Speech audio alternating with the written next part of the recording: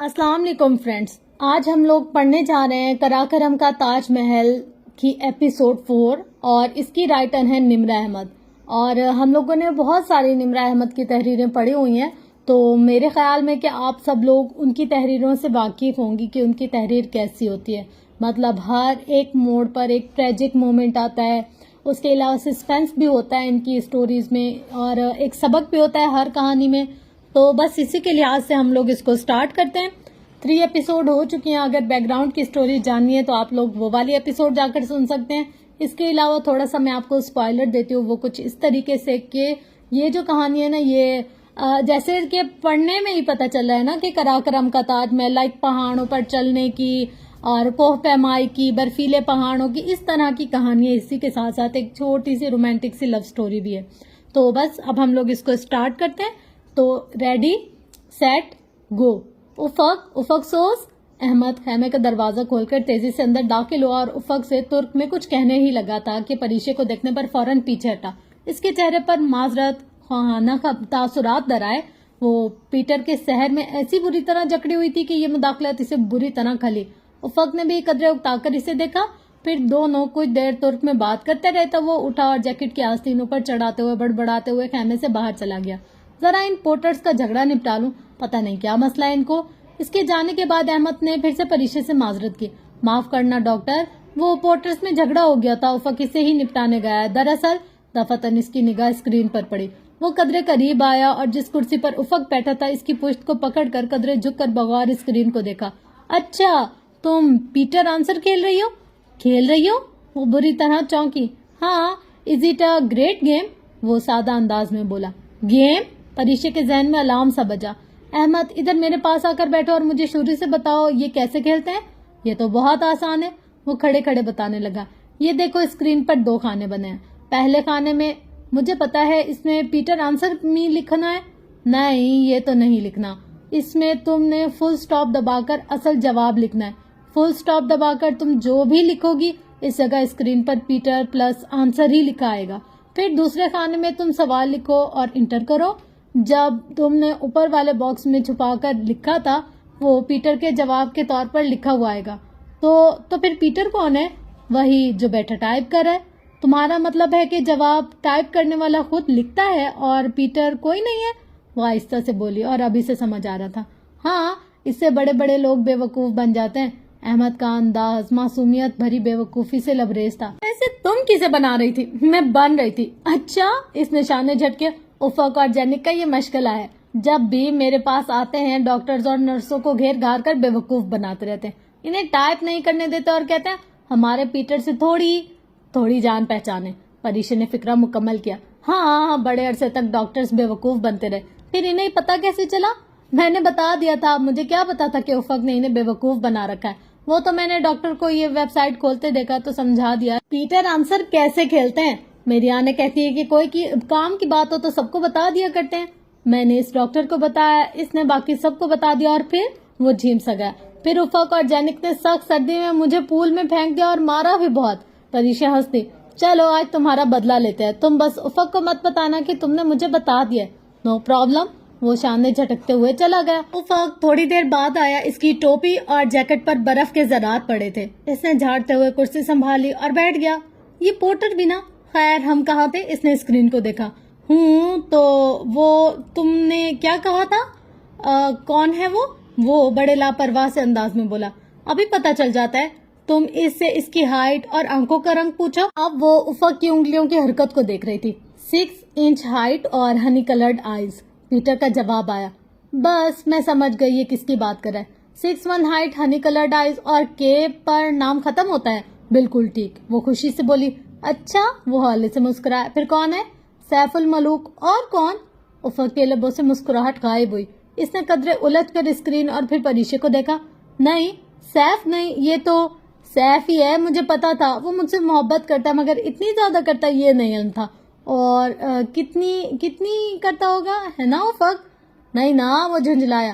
ضروری تو نہیں ہے سیف کی بات کرو، کسی اور کا نام بھی تو کے پر ختم ہو سکتا ہے، اور کسی کا نہیں ہوتا ہے ایسا؟ ہوتا ہے، اس نے جھنجھلا کر کی بورڈ پر ہاتھ مارا۔ کس کا؟ میرا، اور یہ سب میں لکھ رہا تھا، سمجھی تم؟ وہ غصے سے بولا۔ اچھا مجھے تو پتا تھا۔ پریشا نے تھوڑی تلے مٹھی جما کر معصومیت سے اسے دیکھا۔ مجھے پتا ہوتا کہ تم سیف کے نام سے اتنی جیلس ہوگے تو پہلے اس کا نام لے لیتی۔ میں تمہیں اتنی اچھی لگتی ہوں کیا؟ اس کا انداز افق کو بتانے کے لیے کافی تھا کہ وہ تمام ڈرامہ جان گئی تھی۔ سو ناراضگی سے کھڑے ہو کر کرسی پیچھے سے نکل کر خیمے کے دروازے کی جانب بڑھا، پھر پلٹ کر خفگی بھری نگاہ اس پر ڈالی۔ ہاں لگتی ہو نا؟ کچھ نہ روٹھے پن، کچھ محبت سے اس نے جیسے بہت ناز سے اعتراف کیا تھا۔ وہ ہنس دی۔ تم اس وقت اتنی کیوٹ لگ رہے ہو، مگر میں تعریف کر کے تمہارا دماغ نہیں خراب کرنا چاہتی۔ وہ اسی طرح برا سا منہ بنا کر سر جھٹکتے ہوئے جانے لگا، پھر رک کر پوچھا، تمہیں گیم کے سیکریٹ کا پہلے سے پتا تھا؟ نہیں، یہ تو ابھی احمد نے۔ بے اختیار اس نے زبان دانتوں تلے دبائی۔ واٹ؟ احمد نے بتایا؟ میں آج اسے زندہ نہیں چھوڑوں گا۔ اس گدھے نے مجھے ڈاکٹروں اور نرسوں سے پٹوایا تھا۔ گدھا گیا ہے کیا ہے یہ؟ وہ غصے سے بولتا خیمے سے باہر نکل گیا، اور وہ جسے احمد پر بے انتہا ترس بھی آ رہا تھا وہ ہنسے جا رہی تھی۔ 8ویں چوٹی، جمعرات 11 اگست 2005۔ اس نے میز اسٹینڈ کی میز پر رکھے کئی پاور بار اور انرجی بار اٹھا کر اپنے ریسک میں بھر لیے اور جوتوں کے نیچے کرمز چڑھا کر باہر نکل آئے۔ وہاں عرصہ، فرید اور افق اپنے اپنے بیگ کمر پر چڑھائے، بوٹس، پرمز، ٹوپیاں اور گلاسز پہنے تیار کھڑے تھے۔ شیڈیول کے مطابق کیمپ 4 تک 2 پورٹر ساتھ لے جانا تھے، مگر شیر خان نے صبح سویرے سورج نکلنے کے وقت بغیر گلاسز لگائے راکا پوشی کا نظارہ کیا تھا، اور اب وہ سنو بلائنڈ ہو کر اپنے گھر میں پڑا ہوا تھا۔ ان کے پاس اتنا گیئر اور فیول نہیں تھا کہ وہ ایک دن بھر بھی تاخیر کر سکتے۔ خیر، خان نے جانے کے لیے تیاری کی۔ وہ بنیادی طور پر ہنزا کا باشندہ تھا، اور ہنزا پورٹرز بلتی پورٹر سے جسمانی طور پر مختلف ہوتے ہیں۔ بلتی پورٹرز کو غیر ملکی خصوصیات، یورپین زیادہ تر تجربہ ہوتا ہے۔ افق انہیں سرپاس کا کراکرم ورژن کہا کرتی تھی۔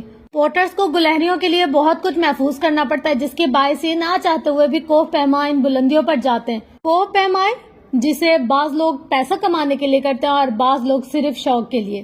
جب ان چاروں نے بیس کیمپ کو الوداع کہا تو افق احمد سے گلے ملا، پھر اس پر ہاتھ رکھا، اسے سنجیدگی سے اپنی زبان میں کچھ سمجھاتا رہا۔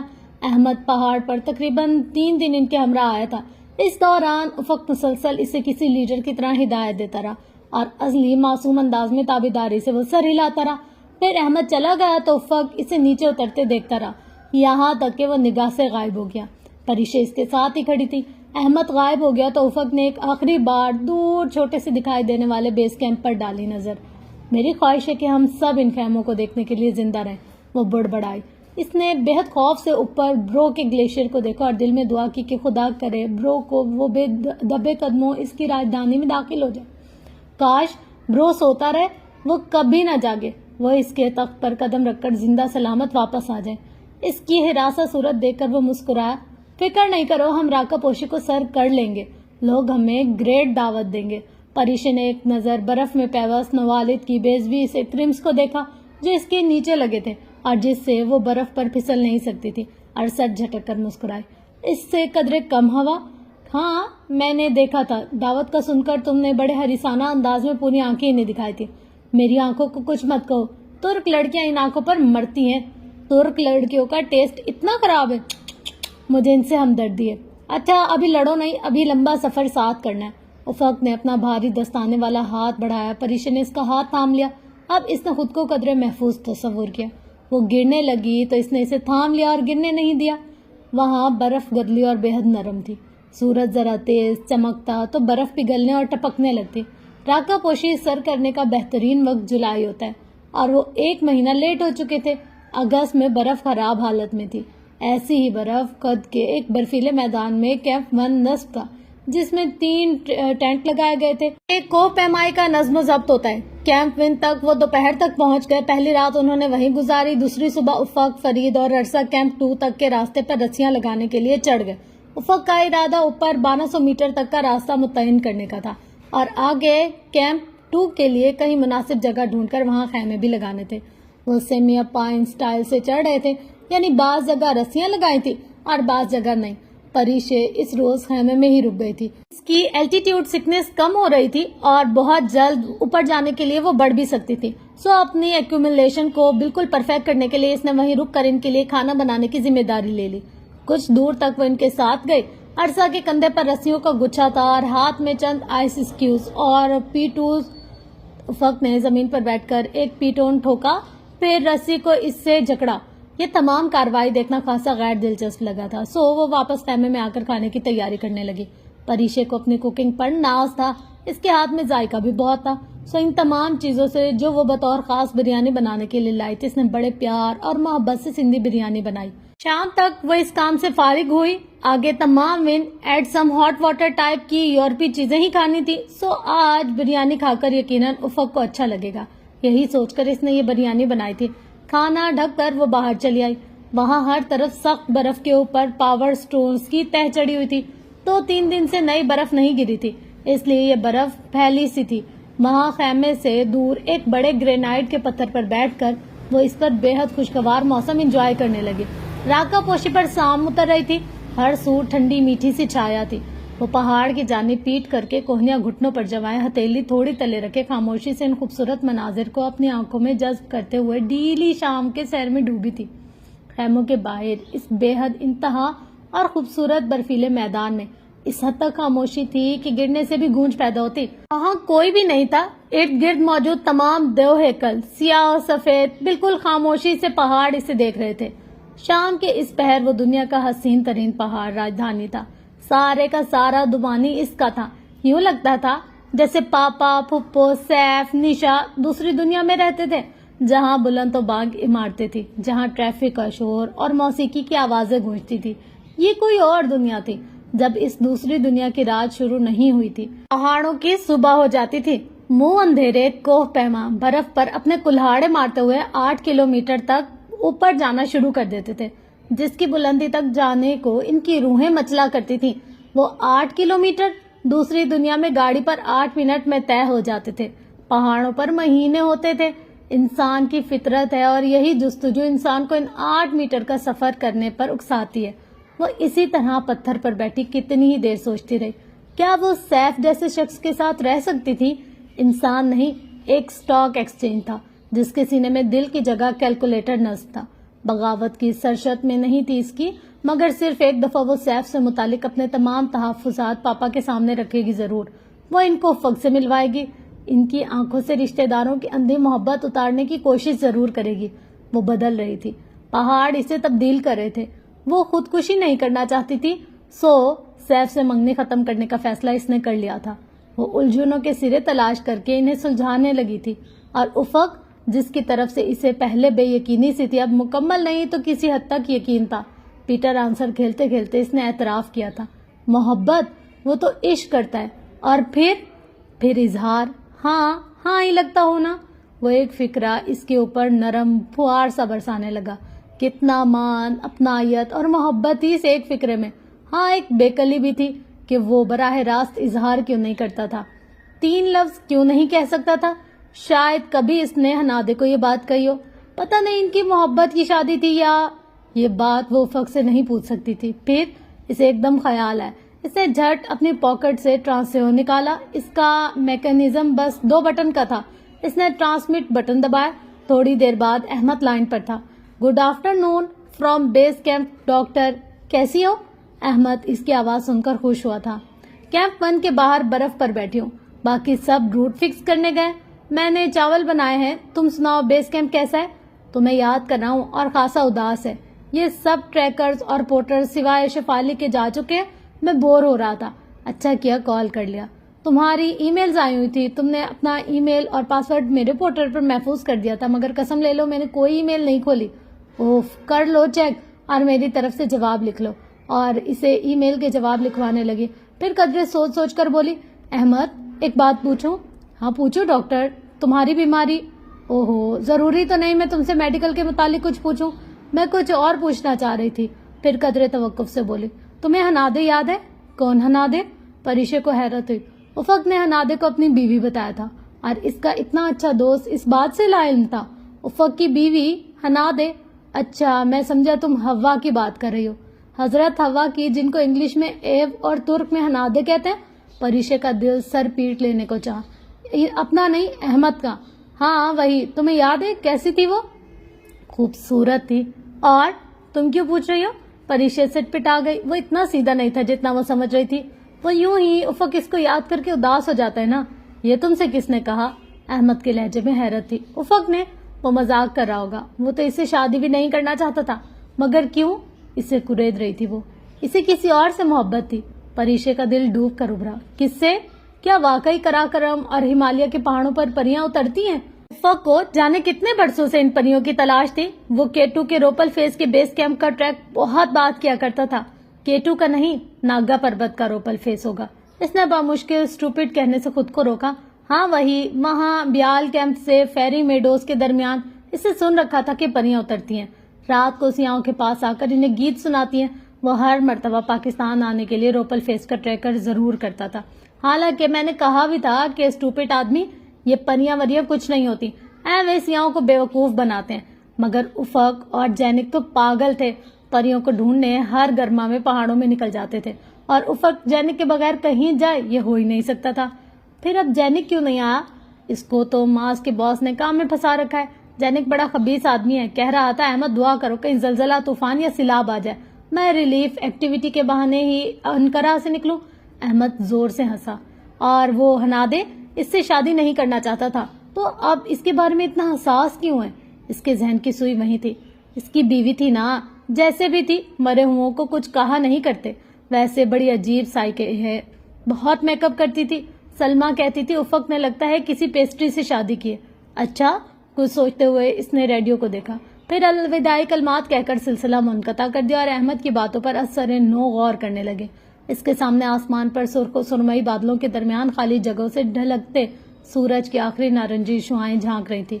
दूर नागा पर्वत को बादलों ने ढांप लिया था और वो बादल अब यकीनन कराकरम की जानिब बढ़ने लगे थे। खुदा करे ये हमें बाईपास करके गुजर जाए और मौसम ना खराब हो। वो दुआ करते हुए ऊपर पहाड़ पर बारी बारी निगाह दौड़ाती इन तीनों का इंतजार कर रही थी। शाम ढलने के साथ साथ दर्जा हरारत गिर रहा था। सर्दी बढ़ती जा रही थी। फिर रात का अंधेरा पूरी तरह फैल गया तो इसे थके थके कदमों की आहट और बातों की आवाज सुनाई दी। वो तीनों आगे पीछे बर्फ पर चलते इसकी जानिब आ रहे थे। उफक के कंधों पर रस्सियों का आखिरी गुच्छा और हाथ में स्नो स्टिक थी। किधर रह गए थे? इतनी देर से इंतजार कर रही थी। इसके गुस्से के जवाब में इसके चेहरे पर थकन ज़दा मुस्कुराहट उभरी। अच्छी लग रही हो, इतनी फिक्र करते हुए और भी अच्छी लगोगी अगर जल्दी खाना खिला दो तो। वो इसके पास से गुजरकर खैमे में चला गया। अरसा ने भी इसकी तकलीद की। दोनों खासे थक चुके थे। मैंने बिरयानी पकाई है, इसके पास अंदर आकर इसने दबे दबे जोश से बताया। लाया आपकी हेल्प कराऊं? अरसा इसके साथ खाना निकालने लगी। परीशा ने बिरयानी वाला बर्तन खोला। उफक ने झुककर चावलों की शक्ल देखी और एक सेकंड को चुप सा हो गया। चलो जायका अच्छा होगा। उफक का मतलब था कि शक्ल अच्छी नहीं है। मेरी कुकिंग पूरी फैमिली में मशहूर है, बेशक निशा से पूछ लो, इसने जताया। हमारे यहाँ ये एजाज अहमद की बीवी सलमा को हासिल है। उफक ने बिरयानी अपने बर्तन में निकाली और पहला चम्मच मुंह में डाला, फिर इसे चबाकर निगला। इसके बाद मुर्गी की बोटी तोड़ने की कोशिश की जो ठीक से गली नहीं थी और कुछ सर्दी का असर भी था। इसने एक टुकड़ा तोड़कर मुंह में रखा और चिंगम की तरह चबाया। अरसा से भी नहीं बोटी चबाई जा रही थी। परीशे बगौर दोनों के तासुरात देख रही थी। तुम्हें पता है परी, तुर्क यूरोप में है और मैं भी यूरोप से आई हूँ। अरसा ने प्लेट रख दी। मतलब? परीशे ने संजीदगी से दोनों को देखा। मतलब ये कि यूरोप से आए हैं, अफ्रीका से नहीं। कच्चा गोश्त तो अफ्रीकी ही खा सकते हैं। उफक भाई का मतलब है कि मछली पड़ी है। अरसा ने इसके चेहरे को देख कर वजाहत की। हाँ पड़ी है, तुम्हारे पीछे सरीना होटल के शेफ देकर गए थे ना, वो अपने हिस्से की बिरयानी लेकर वहां से चली आई। मतलब था कि खुद पका लो। अगर 4800 मीटर बुलंदी पर कोका ख्वाजा भी बनाए तो इससे अच्छी नहीं बना सकते। सारा दिन लगकर मैंने इनके लिए खाना बनाया। क्या था अगर झूठे मुंह तारीफ कर देता उफक? इतनी बुरी नहीं थी कि इसे कच्चा गोश्त खाया जाए। उसे सचमुच रोना आया था। ठीक है मसाले तेज हैं, बल्कि खासे तेज, और गोश्त ठीक से गला ना था, मगर चुप करके खाते रहते मेरा दिल रखने को। इतनी स्ट्रेट फॉरवर्डनेस की क्या जरूरत थी? मैं कोई पोटर तो नहीं हूँ जो खाने पकाऊं। ठीक है नहीं पकाऊंगी। रात वो अपने खेमे से बाहर इसी पत्थर पर बैठी रही। अपने जॉगर्स के नीचे क्रिम्पर से बर्फ पर लकीरें बनाती रही। गर्दन इसने उठा रखी थी और निगाहें ऊपर 7वीं के चांद पर थी, जिनकी चांदनी से ब्रू का ग्लेशियर चमक उठा था। राका पोशी पर चांद खासा बड़ा और वाजे दिखाई देता था। शायद इसे धुंध से ढकी इस हसीन चोटी से इश्क हो गया था और वो इसको देखने बहुत करीब उतर आया था। दफातन इसने उफक को अपने खेमे से निकलते देखा तो चेहरे का रुख झटके से मोड़ लिया। चंद मिनट बाद इसे किसी के अपने सामने पत्थर पर बैठने की आहट महसूस हुई। मुझे भूख लग रही है, बिरयानी पड़ी होगी? गला खंगारते हुए बहुत मासूमियत से पूछा गया। परीशे ने रुख कदरे मजीद फैलाया। यकीन करो बिरयानी बहुत मजेदार बनी थी। इतनी लजीज बिरयानी तो मैंने जिंदगी भर नहीं खाई। ये मुंबई के शेफ तो झक मारे, इनको तो तुमसे सीखना चाहिए। वह जवाबन कुछ बोले बिना चेहरे का रुख इसकी जानिब से मोड़े दाएं तरफ सीधी पत्थरों की दीवार को देखती रही, जिस पर चांदनी का छिड़काव हुआ था। अच्छा प्लीज देखो, नाराज तो मत हो, मैंने तारीफ तो की है। परीश ने गर्दन घुमाकर कहर आलूद निगाहों से इसे देखा। नहीं, तुम तो अफ्रीका से नहीं आए और तुम तो कच्चा गोश्त नहीं खाते। अब कच्चे गोश्त को मैं पक्का गोश्त कहने से तो रहा। हाँ, खुद तो ऊपर चले गए थे। मैंने सारा दिन इतनी मेहनत से बिरयानी तैयार की और फिर इतनी देर तुम्हारा इतनी परेशानी से इंतजार किया, और तुम? काश कराकरम की परी तुमने इतनी देर गोश्त गलाने पर लगाई होती तो। उफ़, इसकी आंखों में आंसू आ गए। अच्छा प्लीज रोना मत, मैं तो मजाक कर रहा था। देखो तुम्हारे लिए इतना गर्म स्लीपिंग बैग छोड़ कर आया। तो ना आते? क्यों ना आता? मुझे पता है तुमने खाना नहीं खाया, मैं तुम्हारे लिए खुद पकाकर मछली लाया हूँ। उफक ने प्लेट इसे थमाई। परीशे ने हैरान नजरों से इसे देखा। तुम्हें कैसे पता मैंने बिरयानी नहीं खाई? लो, वो कोई खाने वाली चीज थी? वो हंसा। परीशे ने रुहासा होकर वो प्लेट जोर से इसके कंधे पर मारा। वैसे परी, निशा कह रही थी तुम सैफ से मंगनी से इनकार कर सकती। तुम वापस जाकर एक काम करना, सैफ को अपनी बनाई गई बिरयानी खिला देना और खुद ही रिश्ता टूट जाएगा। लिख कर रख लो। वो हंसने लगा। मेरी बिरयानी के बारे में तुमने एक लफ्ज भी कहा तो मैं तुम्हें यहाँ से धक्का दे दूंगी, और रहा मंगनी का सवाल तो वो मैं वैसे ही खत्म कर दूंगी। वो हंसते हंसते रुक गया और खुशगवार हैरत से इसे देखा। वो क्यों? मुझे टॉम क्रूज ने प्रपोज किया है इसलिए, वो जलकर बोली। वो फिर से हंस दिया। हाँ, अच्छा आदमी है, कर लो शादी। हाँ, तुम्हें कत्ल करके इससे ही शादी करूंगी, वो गुस्से से कहकर तेजी से अपने खैमे में चली गई। हफ्ता 13 अगस्त 2005। खैमे के कोर्टेक्स की दीवार से टेक लगाया, घुटनों पर किताब रखे वो मुताले में मुनहमिक थी। कदरे फासले पर अरसाई से अंदाज में बैठी, कागज का पलंदा गोद में रखे तेज तेज कदम चला रही थी। खैमे की कपड़े की दीवारों में शफाफ चकोर छोटी सी खिड़की थी, जिस पर बर्फ के जरात जगमगा रहे थे। दोपहर होने के बावजूद बाहर अंधेरा सा था। बादल राकापोशी पर छा चुके थे। मौसम सब खराब था। बर्फ का तूफान खासी देर तक चिंगाड़ता रहा और अब बर्फबारी हो रही थी। अहमद ने बताया था कि बेस कैंप में आज बारिश हो रही थी। रात बर्फानी झक्कड़ चलने के बायस बेस कैंप का किचन टेंट उड़कर करीबी ग्लेशियर पर जा गिरा था। उफक अपने खैमे से निकलकर धुंध में चलते हुए इनके खैमे में दाखिल हुआ। क्या हो रहा है? इसके आने से खासी खामोशी में इर्ताश पैदा हुआ। परीश ने किताब से नजर हटाकर इसे देखा, जो नीचे मैट्रेस पर बिछा कुर्सियों का रिक्सिक तकिया बनाकर नीचे दराज हो चुका था। फिर वो किताब की तरफ मुतवज्जा हो गई। लाइब्रेरी में बोलना मना है, सफे पर निगाह जमाए परीश ने इतला दी। मैं इतने खराब मौसम में पूरे 6 कदम चलकर तुम्हारे खैमे में आया और तुम हो के इतनी बेमुरवत। अरसा ने कदरे उकता कर सर उठाया और फिर बड़बड़ाते हुए कागज पर झुक गई। मैं सोच रहा हूँ अगले साल बतौर गाइड किसी एक्सपेंडेशन के साथ एवरेस्ट जाऊं। बंदे को इस फील्ड में कुछ कमाना भी चाहिए। इंजीनियरिंग में मेरा दिल नहीं लगता। वो तो मास का बॉस मुझे बर्दाश्त भी इसलिए करता है कि मेरे बाप का दोस्त है। उफ उफक भाई, कितना बोलते हैं आप, कोई काम नहीं करने देते। अरसा ने झुंझलाकर अपने कागज समेटे और बड़बड़ाते हुए खैमे से बाहर निकल गई। परीश ने किताब पर से निगाहें हटाकर हैरत से इसे जाते देखा। उफक मुस्कुरा दिया। स्कॉट फिशर से माजरत के साथ, it's not attitude, it's altitude. इस एल्टीट्यूड पर बंदा थोड़ा बहुत चिड़चिड़ा तो हो ही जाता है। मैं माइंड नहीं करता। हाँ, तो मैं बात कर रहा था अगले मार्च की, जब मैं एवरेस्ट एक्सपेंडेशन लीडर करूंगा। तो तुम सुन रही हो? नहीं, वो किताब पढ़ती रही। तो फिर सुनो, वो बिरयानी फिर से खिलाओ ना, जहर ना खिलाओ। इसने पढ़ते पढ़ते एक तंजिया निगाह सामने बैठे उफक पर डाली। तुम्हारे हाथ से जहर भी खा लूंगा, तुम खिलाओ तो। क्या पाकिस्तानी फिल्में बहुत देखने लगे हो? पिशावर में एक पश्तो फिल्म देखी थी, समझ में तो नहीं आई, मगर इसकी हीरोइन कुकिंग उफ बहुत अच्छी करती थी। कुकिंग हो? जैसे तुम्हें पता ही नहीं कि वो डांस था। बनो मत। वो फिर से मुताले में मुनहमिक हो गई। वो झंझला गया। ये किताब मुझसे ज्यादा अच्छी है क्या? हाँ बिल्कुल, इसने संजीदगी से कहा। फिर उफक के खफा तासुरात देकर हंसती। खफा हो गए क्या? परीश ने किताब एक तरफ डाली। परी, वो एकदम सचमुच उदास नजर आने लगा। मुझे आने बहुत याद आ रही है। तुर्क अपनी माँ को आने बोलते हैं। मुझे भी पापा और निशा लोग बहुत याद आ रहे हैं। पता नहीं पहाड़ों पर पीछे रह जाने वाले लोग क्यों इतने याद आते हैं। افق اٹھ کر بیٹھ گیا اور پریشے کے مقابل خیمے کی دیواروں سے ٹیک لگا لی. کھڑکی سے سرمئی آسمان نظر آ رہا تھا. کبھی کبھی میرا دل کرتا ہے میں کو پیمائی ترک کر دوں. آنے کو یہ سب کچھ اچھا نہیں لگتا. گھڑی پر گرتی جمتی برف دیکھتے ہوئے کہہ رہا تھا. میرے 3 بھائی پہاڑوں میں بلاک ہوئے تھے. ان کے بعد میری ماں بہت اکیلی اور دکھی ہو گئی. وہ اکثر مجھے کہتی ہیں افق پہاڑوں پر نہ جایا کرو. میرے بیٹے پہاڑوں سے لوٹ کر نہیں آتے. تب میں سوچتا ہوں کہ صرف آنے کے لیے یہ تمام کام ترک کر دوں, آرام سے جاب کروں, پرکشش تنخواہ ہاتھ میں ہو اور اپنی ماں کے ساتھ رہوں. تب میرا دل یہ سب کچھ چھوڑ دینے کو چاہتا ہے. کچھ دیر پہلے کی شوخی اب اس کے چہرے سے منقوط تھی. تو پھر چھوڑتے کیوں نہیں ہو یہ سب؟ وہ پس مردگی سے مسکرائے. جنون ہے یہ پری, ایڈکشن ہے پہاڑوں کی. کو پیمائی چھوڑنا مشکل ہوتا ہے. مجھے ہمالیہ سے عشق ہے. مجھے بچپن سے ہی شوق تھا بگ 5 سر کرنے کا, ایوریسٹ, K2. میں گھنٹوں تصویروں کو دیکھ کر یہ سوچا کرتا تھا کہ وہ لمحہ کیسا ہوگا جب میں ان سب کو سر کر لوں گا. وہ لمحہ جب تمام خواب پورے ہو جائیں گے. جب 2 سال پہلے میں نے K2 کی چوٹی پر قدم رکھا تھا تو جانتی ہوں کیا ہوا؟ میرے خواب اچانک خالی ہو گئے. سارے خواب خواہشات سب ختم ہو گیا. ہر خواب پورا نہیں ہونا چاہیے پری. زندگی میں ایک عجیب خالی پن در آتا ہے. کچھ ادھورا بھی رہنا چاہیے. میری ایک آخری خواہش ہوگی دنیا کے حسین ترین پہاڑ پر کھڑے ہو کر کنگوڈیا یا بلتور کی چوٹیاں دیکھنے کی. پھر میں کبھی پہاڑوں میں نہیں آؤں گا. اگر یہ آرزو تشنا رہ گئی پھر بھی. وہ دھیرے سے مسکرایا. ہاں پھر بھی, کیونکہ جس کی جستجو تھی وہ مل گئی ہے. پریشے کے دل دھڑکنا بند ہو گیا.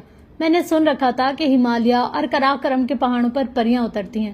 اور اس نے مسکراتے ہوئے کہا میں ناگا پربت پر بیس کیمپ کے ٹریک میں بیال کیمپ سے فیری میڈوز تک کا سفر بہت بات کرتے تھے, کیونکہ ان 2 جگہوں کے درمیان شام ڈھلے پریاں مدھر نغمے گاتی تھی, اڑتی پھرتی تھی, اور تمہیں ان کو دیکھنے کی آرزو تھی, ہے نا؟ اس نے افق کا فکرہ مکمل کیا. شہد رنگ آنکھوں میں حیرت در آئی. تمہیں کیسے پتا؟ پریشے نے مسکراتے ہوئے شانے اچکا دیا اور کتاب اٹھا لی. جس کی جستجو کی جائے اسے ازل سے علم ہوتا ہے. بیوقوف کوہ پیما, کھوجنے والا تو در در کی ٹھوکریں کھاتا ہے, مگر جنہیں کھوجا جاتا ہے نا وہ ایک ہی راستے پر صدیوں نگاہیں جمائے انتظار کرتے رہتے ہیں. اپنا مطلوبہ صفحہ پر لٹتے ہوئے وہ کتاب پر سر جھکائے کہہ رہی تھی. ایک دل نشین مسکراہٹ اس کے لبوں پر بکھری تھی. کتنی ہی دیر تک وہ کچھ کہہ نہ سکا. بہت کچھ کہہ کر بھی وہ کچھ کہہ نہ سکا, اور پریشے نے 2 فکروں میں دشت آرزو سمیٹ کر رکھ دیا تھا. پھر وہ جیسے کھل کر مسکرایا. یہاں سے جا کر تمہارے فادر کے پاس چلیں گے, ٹھیک؟ اس کی جھکی پلکوں میں ارتعاش پیدا ہوا. اس کے سامنے بیٹھے شخص بہت کچھ کہہ گیا تھا, مگر 3 لفظ. جذبوں کی شدت, کوئی اظہار, کوئی اعتراف نہیں کرتا. پریشے نے پلکیں اٹھا کر قدیم یونانی دیومالا کے اس کردار کو دیکھا, جو جانے اس کی قسمت میں لکھا بھی تھا یا نہیں. یہاں سے جا کر تمہیں یقین ہے ہم یہاں سے زندہ واپس جائیں گے؟ وہ کچھ اور کہنا چاہتی تھی مگر لبوں سے یہی پھسل پڑا. افق نے شانے اچکا دیے. راکا پوشی بہت خوبصورت ہے, اور جو خوبصورت ہوتے ہیں ان سے زیادہ ظالم بھی کوئی نہیں ہوتا. مگر میں مرنا نہیں چاہتی. اب زندہ رہنے کو دل کرتا ہے افق. زندگی اب بہت حسین لگتی ہے. وہ کہیں کھو سی گئی تھی. افق اٹھ کر اس کے قریب آیا. تم فکر کیوں کرتی ہو پری؟ تم اکیلی نہیں ہو, میں ہوں نا تمہارے ساتھ. پری نے ممنون نگاہوں سے اسے دیکھا. میں 3 ہفتے پہلے تک تمہیں جانتی بھی نہیں تھی, اور اب یوں لگتا ہے جیسے تم سے بڑھ کر اپنا اور کوئی نہیں ہے. جانے کیوں اب یقین سا ہے کہ اگر میں گری تو تم تھام لو گے. افق نے بہت عجیب نظروں سے اسے دیکھا. اور اگر میں گرا تو تم بھی ہنادے کی طرح مجھے چھوڑ جاؤ گی. وہ سناٹے میں رہ گئی, اور اس پل اتنا اجنبی اور سرد مہر لگا تھا وہ کہ وہ چند لمحوں تک تو اسے دیکھ نہیں سکی تھی. پھر افق اس کے پاس سے اٹھ کر تیزی سے خیمے سے نکل گیا, مگر وہ اسی طرح دیکھتی رہی جہاں تھوڑی دیر قبل پہلے وہ بیٹھا تھا. کھڑکی پر برف ابھی تک گر رہی تھی. اتوار 14 اگست 2005. پریشے نے آہستگی سے خیمے کا پردہ سرکایا اور اندر جھانکا.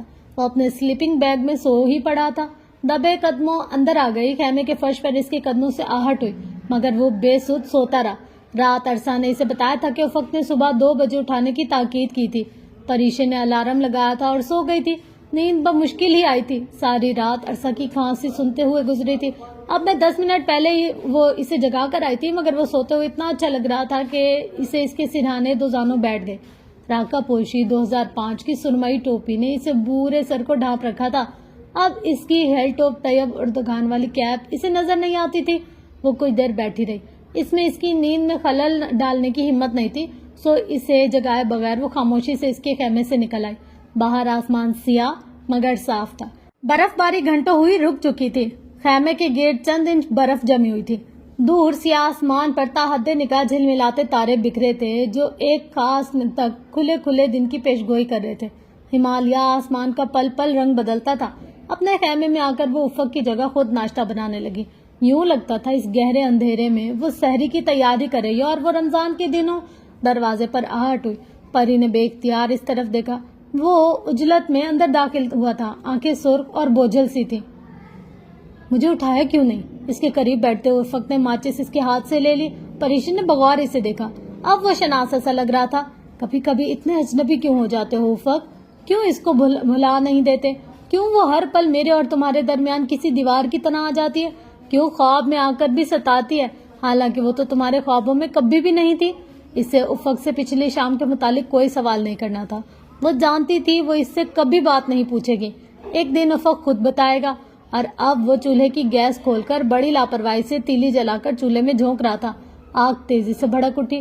اتنی بے احتیاطی سے کیوں چولہا جلا رہے ہو؟ اس کی بے احتیاطی دیکھ کر پریشے کو ٹوکنا ہی پڑا. چولہے کو چھوڑو، رسیوں کی فکر کرو. خدا کرے وہ سب برف میں دب کر گم نہ ہو گئی ہوں. مگر رسیوں کی خبر ہو گئی. ان پر برف گری ضرور ہوگی مگر وہ جلدی نکل آئیں گے. رات کے اس پہر راکاپوشی بہت خاموش تھا. وہ آگے پیچھے فکس ڈروپ کی طرف بڑھ رہے تھے. پریشے اپنے جوگرز کو دیکھ رہی تھی. جیسے وہ اگلا قدم برف پر رکھتی برف کی ایک ٹین نیچے دب جاتے. ایک لمحے کو اس کا سانس رک جاتا مگر یہ احساس کہ اس کے نیچے ٹھوس زمین ہے اور وہ یہاں پہاڑوں کی زرد سے اوپر نہیں کھڑی بہت فرحت بخش رہا تھا. اونچے پہاڑ اور گلیشیئر میں کئی جگہ دراڑیں ہوتی ہیں جو اندر سے کئی 100 فٹ گہری ہوتی ہیں. بعض جگہوں پر یہ واضح ہوتی ہیں مگر عموماً ان کے دہانے پر برف باری کے باعث چند انچ موٹی برف کی تہ جم جاتی ہے. ایسے میں یہ دراڑیں برف کا نقاب اوڑھے چھپ جاتی ہیں. برف کے نقاب پر پاؤں پڑنے کی صورت میں برف فوراً پھٹتی ہے اور کوہ پیما اندر گر جاتا ہے. پہاڑ کے ان درزوں، دراڑوں، شگافوں یا کریندوں سے عموماً لاشیں بھی نہیں نکالی جا سکتی. اس وقت بھی فکس ڈروپ پر خود کو جومر، ایک ایلومینیم کا بیزوی آلہ جس کو فکس ڈروپ اور کمر کے گرد باندھ کر کلائمبنگ ہارنس سے باندھ دیا جاتا ہے کی مدد سے رسی پر کلپ آن کرتے وقت اسے آس پاس سرمئی برف میں ہلکی ہلکی کریزیں سی واضح ہوتے شگاف نظر آ رہے تھے. وہ جومر کو اوپر چڑھاتے ہوئے اس روز ساری چڑھائی میں گنگناتی رہی. آؤ بچوں، سیر کراؤں تم کو پاکستان کی، جس کی خاطر ہم نے دی قربانی لاکھوں جان کی. پاکستان زندہ باد. افق نے مطلب پوچھا تو اس نے کندھے اچکا کر کہہ دیا، آج ہمارا انڈیپینڈنٹ ڈے ہے، میں اسے منا رہی ہوں، اس لیے تم اپنا منہ بند رکھو. وہ تپانے والے انداز میں مسکرائے. ٹھیک ہے مگر اب تو سنا ہے بھارت سے دوستی ہو رہی ہے، امن معاہدے ہو رہے ہیں. سانپوں سے امن معاہدے نہیں کیے جاتے. اس کی حب الوطنی اچھی خاصی جاگ گئی تھی. کیمپ 2 تک وہ نظریہ پاکستان کے متعلق اس طرح کے کئی ارشادات سناتی آئی تھی. آج خاصی مشکل اور بے حد عمود تھی. برف کی حالت خراب تھی. وہ بے حد نرم اور پکڑ پر چپکنے والی تھی. کیمپ 2 پر برف کھود کر خیمے نصب کرنے کا سارا کام فرید اور افق نے کیا تھا. پریشے نے کیمپ لگ جانے کے بعد ان کے اندر تمام جھنڈیاں لگائی تھی. وہ جو اسلام آباد سے اپنے ساتھ لائی تھی. وہ تو بڑا جھنڈا ابھی لانا چاہتی تھی مگر شام ڈھلنے کے ساتھ ساتھ ہوا میں تیزی آ گئی تھی. کوٹیکس کے ہیڈ لائنز نے خیمے کے اندرونی ماحول کو خاصا گرم کر دیا تھا. اس کے بعد تیز چلتی برفیلی ہوا اتنی سرد تھی کہ خون منجمد ہونے لگا. اوپر ویسے بھی آکسیجن بے حد کم تھی. تقریباً 6200 میٹر پر نصب تھا اور اس بلندی اور موسم میں وہ باہر جا کر بڑا جھنڈا لگانا کا خطرہ مول نہیں لے سکتی تھی. سو رات کا کھانا کھائے بغیر بس چائے پی کر سو گئے. سطح سمندر سے بلندی پر ویسے بھی بھوک مر جاتی ہے. پیر 15 اگست 2005. وہ دونوں لاؤنج میں آمنے سامنے بیٹھے تھے. سیف کچھ دیر خاموش رہا پھر بغیر کسی تمہید کے کہنے لگا، پری میں جانتا ہوں تمہیں یہ سن کر دکھ ہوگا مگر میں تم سے شادی نہیں کر سکتا. میں اپنے دوست کی بہن کو پسند کرتا ہوں اور یہ منگنی میں نے اپنی ماں کی خواہش پر کی تھی. اب بہت ہو چکا، میں یہ منگنی توڑنا چاہتا ہوں. تم بتاؤ تم کیا کہتی ہو؟ اور وہ کیا کہتی؟ اس کی تو کچھ سمجھ میں نہیں آ رہا تھا. بتاؤ پری، میں ماموں سے بات کروں؟ وہ اس کے جواب کا منتظر تھا. پریشا کی آنکھیں چھلک پڑی. سیف تم پلیز منگنی توڑ دو، تمہارا مجھ پر بہت احسان ہوگا. وہ کہنا چاہتی تھی لیکن حلق سے آواز نہیں نکل رہی تھی. اٹھ بھی جائیں پری آپا، کب تک سوتی رہیں گی؟ کسی نے اسے جھنجھوڑا. وہ ہڑبڑا کر اٹھ بیٹھی اور ارد گرد دیکھا. اس کا لاؤنج اور سیف سب کچھ ہوا میں تحلیل ہو گیا. وہ ان سے ہزاروں میل دور کے کسی برفیلے میدان میں نصب ایک خیمے کے اندر لیٹی ہوئی تھی.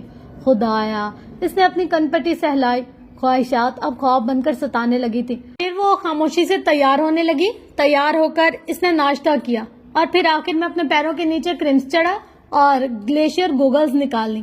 عرصہ قریب ہی بیٹھی کاغذوں کا پلندہ اپنے بیگ میں ٹھونسنے کی ناکام کوشش کر رہی تھی۔ میرے بیگ میں رسی ہے اس لیے یہ پورا نہیں آ رہا، آپ یہ اپنے والے میں ڈال لیں گی؟ اس نے عرصہ کے ہاتھ سے کاغذ لے لیے، سامان سمیٹ کر کھڑی ہوئی تو گود سے اس کی 2 بیٹریاں گری، وہ انہیں مٹھی میں دبوچے باہر نکل آئے۔ آسمان ابھی تک سیاہ تھا، تمام رات نہیں ہوئی تھی، پچھلی پوری شام سونے کے باوجود خاصی تازہ دم تھی۔ آسمان بھی صاف اور تارے دور دور تک جگمگا رہے تھے۔ آج بھی یقیناً دن صاف ہونا تھا۔ خیمے کے باہر برف پر افق اور فرید تیار کھڑے تھے۔ افق جھک کر جوتوں کے تسمے باندھ رہا تھا، اس کے عقب میں آئی اور اس کی پشت پر بندے رکسک کے ایک خانے میں دونوں بیٹریاں بند کر کے زپ بند کر دی۔ صرف بیٹری رکھنے کو اس نے دوبارہ اپنا بیگ کھولنے کی زحمت نہیں کی تھی۔ صاحب ایک بات کہوں؟ سر پر ٹوپی درست کرتے ہوئے فرید نے افق کو مخاطب کیا۔ میری بات مانو تو آگے نہ جاؤ، یہ شمال مغربی رج آج تک کوئی سر نہیں کر سکا۔ افق ارسلان کر لے گا، تم فکر مت کرو۔ اس نے لاپرواہی سے شانے اچکائے۔ اس نے چونک کر ایسے دیکھا، وہ بے حد زیادہ خود اعتماد اور ہٹ درم تھا۔ صاحب موسم خراب ہو جائے گا، آسمان تو صاف ہے۔ صاحب وہ شمال میں ستاروں کا جھنڈ دیکھ رہے ہو؟ یہ ستارے میں نے کبھی اس مہینے میں آسمان پر نہیں دیکھے، یہ اچھی پیش گوئی نہیں کرتے۔ آپ دمانی کو ہم ہنزا و کثرت سے زیادہ نہیں جان سکتے۔ ہمارے پاس اتنا فیول اور گیئر نہیں ہے کہ ہم بیٹھ کر انتظار کرتے رہیں۔ پینٹ جھاڑتے ہوئے وہ سیدھا ہو گیا۔ فرید بھی چپ ہو گیا۔ وہ اسی طرح خاموشی سے سر جھکائے کھڑی تھی۔ اچانک اس کے سر کے پیچھے کوئی نوکدار چیز دور سے لگی۔ وہ گھبرا کر پلٹی۔ 3 پہاڑی کووں نے اس پر حملہ کر دیا تھا۔ اس نے زور سے سر پر ہاتھ مارا، وہ اڑ گئے۔ اس نے ان کو دیکھتے ہوئے سر کا پچھلا حصہ سہلایا جہاں انہوں نے چونچیں ماری تھی۔ کیا ہوا، تم ٹھیک ہو؟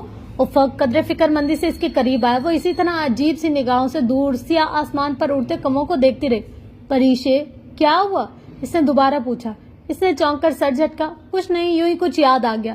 اس نے دوبارہ سر جھٹکا اور بھلانے کی کوشش کی جو یاد آیا تھا۔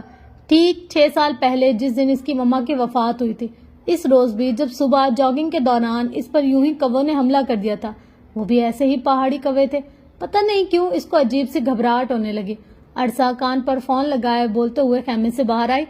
جی بالکل، میں کیمپ 3 پہنچ کر بابا سے بات کر لوں گی۔ جی sure, okay take care, love you mom, bye.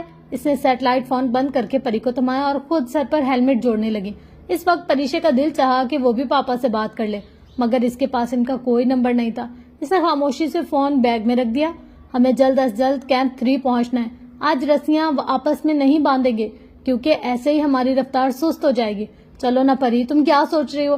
اسے کلائمبنگ ہیلمٹ ہاتھ میں پکڑے گمسم کھڑے دیکھ کر وہ جاتے جاتے پلٹا۔ اس نے قدرے سوچتی متذبذب نگاہوں سے اسے دیکھا۔ افق، فرید ٹھیک کہہ رہا ہے، آسمان پر ستاروں کا جھنڈ اور یہ کووں کا حملہ، یہ بری علامتیں ہیں۔ کیا ہیری پوٹر بہت دیکھنے لگی ہو؟ وہ مسکرائے۔ افق، میں سیریس ہوں، یہ ان کلائمبنگ ریجن ہے، موسم دیکھو، چند گھنٹوں تک برف باری شروع ہو جائے گی۔ میں انقرہ سے ہنزا اس لیے نہیں آیا تھا کہ برف باری سے ڈر کر بیس کیمپ میں چھپ جاؤں۔ پتہ نہیں کیوں مجھے ڈر لگ رہا ہے، میری چھٹی حص ہے یا کچھ اور۔ میرا خیال ہے ہمیں آج یہ سب کچھ نہیں کرنا چاہیے۔ آج کے دن کا آغاز ہی بدشگنی سے ہوا ہے۔ جانے کیوں اس کا دل گھبرا رہا تھا۔ وہ چند لمحے بے حد سنجیدگی سے اس کا چہرہ دیکھتا رہا، پھر بولا، بہت مت کے بھگوش نیپال والے سیاحوں کے متعلق کہا کرتے تھے، صاحبوں کو جانے دو جہاں ان کا دل کرے، مگر وہ نہیں جانتے تھے کہ بدھا کا مسکت ہوتی ہے، بدھا کے پیروں کا ایوریسٹ۔ یقین کرو اتنی توہم پرست باتیں کرتی تم مجھے بدھ مت کی کسی منہ میں رہنے والی راہبہ لگتی ہو۔ اس کا انداز اتنا قطعی اور منطقی تھا کہ وہ کچھ کہہ نہ سکی، حالانکہ کہنا چاہتی تھی کہ مجھے توہم پرست کہو یا جو بھی، میں اور آگے نہیں جاننا چاہتی۔ پری آپی، اگر ہم یہ ریجن سر کر لے تو ہمارا نام Guinness book of world record میں لکھا جائے گا۔ ان دونوں نے کسی بات کی گنجائش نہیں چھوڑی تھی۔ اب اگر وہ ان کے ساتھ نہ چلتی تو وہ اس کی بزدلی شمار کرتے۔ وہ کسی ریکارڈ بک میں نام نہیں لکھوانا چاہتی تھی، وہ ادھر راکا پوشی سر کرنے بھی نہیں آئی تھی، وہ تو خود تذکیر ہو کر اپنے فاتح کو لینے آئی تھی۔ اس وقت جس طرح دل کی انہونی کسی بات پر گھبرا رہا تھا، وہ بالکل بھی جانا نہیں چاہتی تھی، مگر ٹھہرنا اس کی مزاج کے خلاف تھا۔